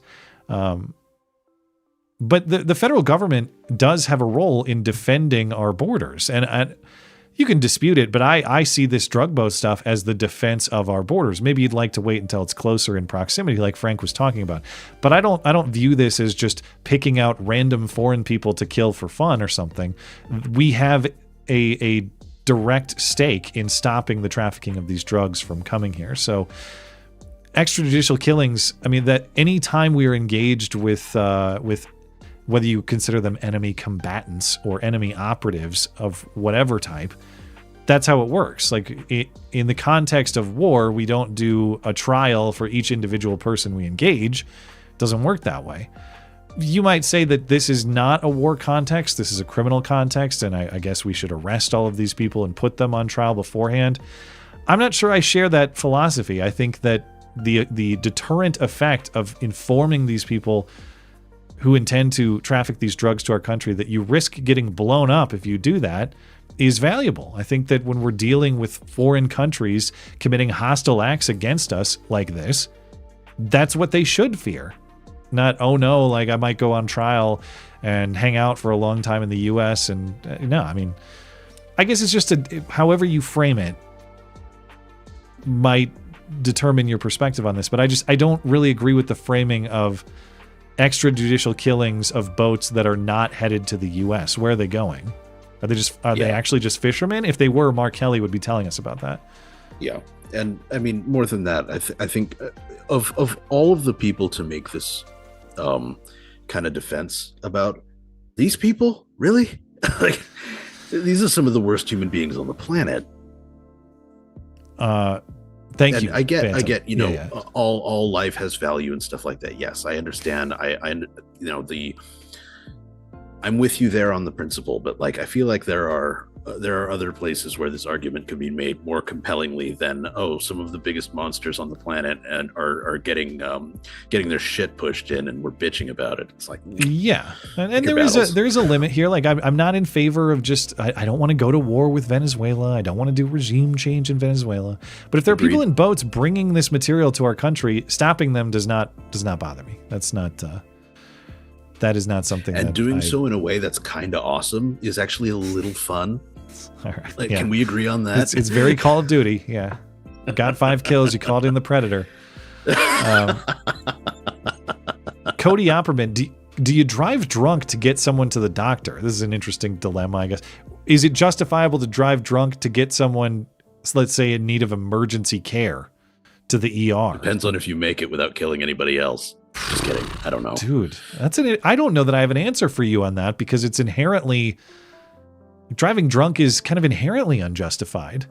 Yeah. But if you're, let's say that you, for whatever reason, are in a situation where someone is bleeding out and in need of life and death medical care, and you're the only one who can transport them, and you happen to be drunk, and you're the only one who could, I guess I'm going to say that am I really going to say that that's okay? I don't know. I don't know where to stand on this one.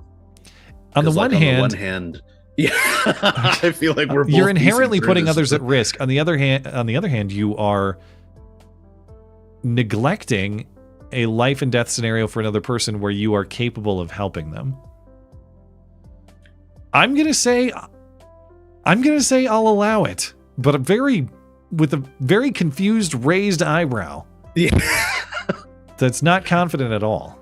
Yeah, I don't know where to stand on this, because like, I feel like if I were in the situation where I were trashed and then somebody next to me gets stabbed and nobody else has a car and I'm the only one who can, I'm the only one who has like even a license to drive or whatever situation that you need to, or somebody stabs themselves and you two are the only people, you're in a cabin in the woods, there's only one car. They're bleeding out. I think I would probably take the risk. But I also can't really imagine a situation where I find myself like that. So this is a tough one, Cody. You really got us. Appreciate it. Yeah. Injured Guardian.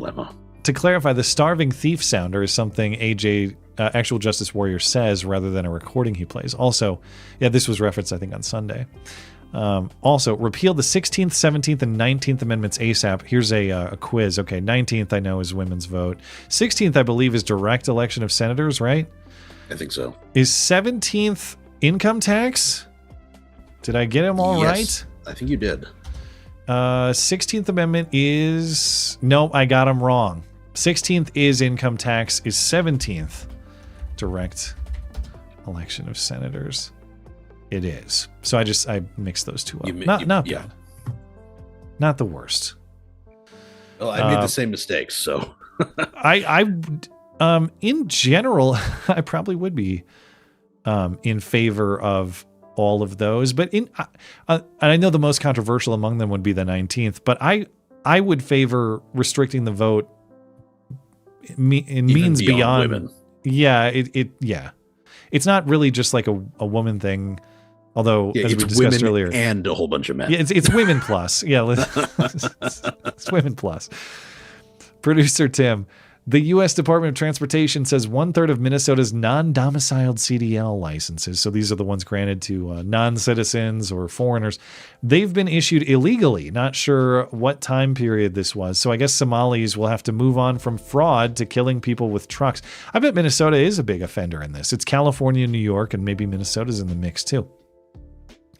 Injured Guardian says, I made a typo. We are 37 trillion with a T in debt. Oh, did you say billion earlier? I don't remember the context, but yeah, it's $37 trillion, a larger number than anyone can even conceive of. Yeah. So, producer Tim says, as per ABC's Martha Raddatz, there is a drug boat update video linked in the Discord if you're interested. But 1, the survivors were potentially in communication with others trying to salvage some of the drugs, and 2, a JAG officer was also giving legal advice. So this is the heart of the Pete Hegseth controversy, where maybe they droned twice. They actually did drone twice, but it's a question of who issued the order, because some people survived the first drone in the September 2nd droning, the first missile. And then if Pete Hegseth ordered the second missile to kill the people who survived, that's some kind of crime under, I don't know if it's U.S. law or who cares international law. But are you kidding? That's a mercy. It could be, yeah. But I know that there might be some technical legal consideration here. I'm not saying that's wrong. It seems to me bizarre that if you, like, who out there is saying the first one is fine, but the second one's not? Just in layman terms. Democrats. I guess, yeah. I don't know. Anyway, in the interest of time, I'll probably just have to look at that later, Tim, but I appreciate the heads up on that. Injured Guardian says, why does Neil show me an apple pie when I super chat? Is he delivering apple pies? Was that the nature of the pie question? I don't know. I didn't see the pie thing. Purpose of the Ages, Abolitionist Rising YouTube channel should be on everyone's radar here if you believe that, or if you have a belief that abortion is murder. I once thought all the retarded left opinions, and it is some of my greatest shame. Young me was an idiot. Well, with any luck, everyone was an idiot, I think. Yeah, everyone should look back and think, you should live long enough to cringe at your former self and the lack of wisdom that you had, because that means that you're learning. I hope to God that people don't have the experience that they regret, the experience of aborting one of their children, the experience of transgendering themselves, any of that stuff that you can't take back. It's one thing to transition stories, those detransition stories rather, and it's just some of the most like gut-wrenching stuff that you can imagine, like not even just on a body horror level, but on like a psychological level, on a like what is my purpose in life level, like what can I offer society level, all of that stuff. It just takes it all out. Cringing at your former opinions is a blessing. Cringing at past actions, less so, and hopefully people don't do anything permanent in that regard.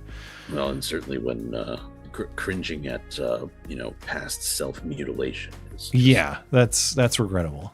Yeah. Injured Guardian, what about cherry or blackberry cheesecake? Now I am not really a cheesecake guy. I don't hate it, but I much prefer like just normal cake or pie. I don't know what it is about cheesecake. The cheesecake enjoyers. Cheesecake is intense. I like the crust. I really like the crust of cheesecake, but the cheesecake itself Doesn't do much for me. Not a huge fan. Okay. Like, I'm not a hater either, but it's just, I would never pick it over other desserts. I'd rather just have ice cream, frankly. It's kind of ice cream-like, you know? I suppose. Injured Guardian, per Micah 6:8 and Matthew 18:6, any swifter than drowning execution of a pedophile is biblically valid, presuming one doesn't brag about it too much. I'm unfamiliar with those particular verses, but I'll take your word for it, and I'll have to take a look.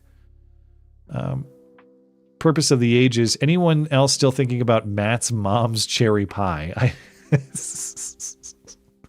I may never sleep again. That's disgusting. For fuck's sake. I knew, not unlike Jenna, I knew that some of that phrasing might invite certain interpretations.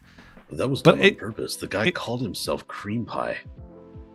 Well, the Cream Pie guy invited it, yeah. But I'm just saying, like, when I'm talking innocently, man. But the AI cuts of your voice don't. Yeah, well, that's all right. Purpose of the Ages, be nice to my mom. That's all I'm trying to do. Thank you, sir. Over on Rumble, Ninja Kitty, here's the $5 you lost to the guy, had to time out, plus a tip for the inconvenience. Oh, thanks. So you're responsible for... so he's not banned. He was just timed out. Okay. Well, Ninja, you generally are not heavy-handed, so I'll trust your judgment. I'm sure he did something silly, or I don't know. Ramsey says David Wood. David Wood for sure. Do it, Matt. Yeah, sure. Send me his material and I'll be happy to take a look. All right. I think that's everything. We'll give a quick refresh here. We're good on Rumble, good on Odyssey, good on YouTube, Tippy. All right. God, man, another 3 hours disappears. Anything else you want to mention before we're out of here? No, I think we've covered it. All right. Well, thanks everybody for tuning in tonight. Thanks to our live chatters, super chatters, everybody participating in the live production. Appreciate you. If you're listening later on demand, thank you kindly as well for supporting the show. Thanks to Frank for joining tonight. QuiteFrankly.tv. Show is live weeknights, 7 Eastern. Thanks to Batman for sitting in. Thanks to producer Tim for his assistance as always. Find everything show related at mattchristiansenmedia.com or mattis.gay. See you on Sunday. Take care.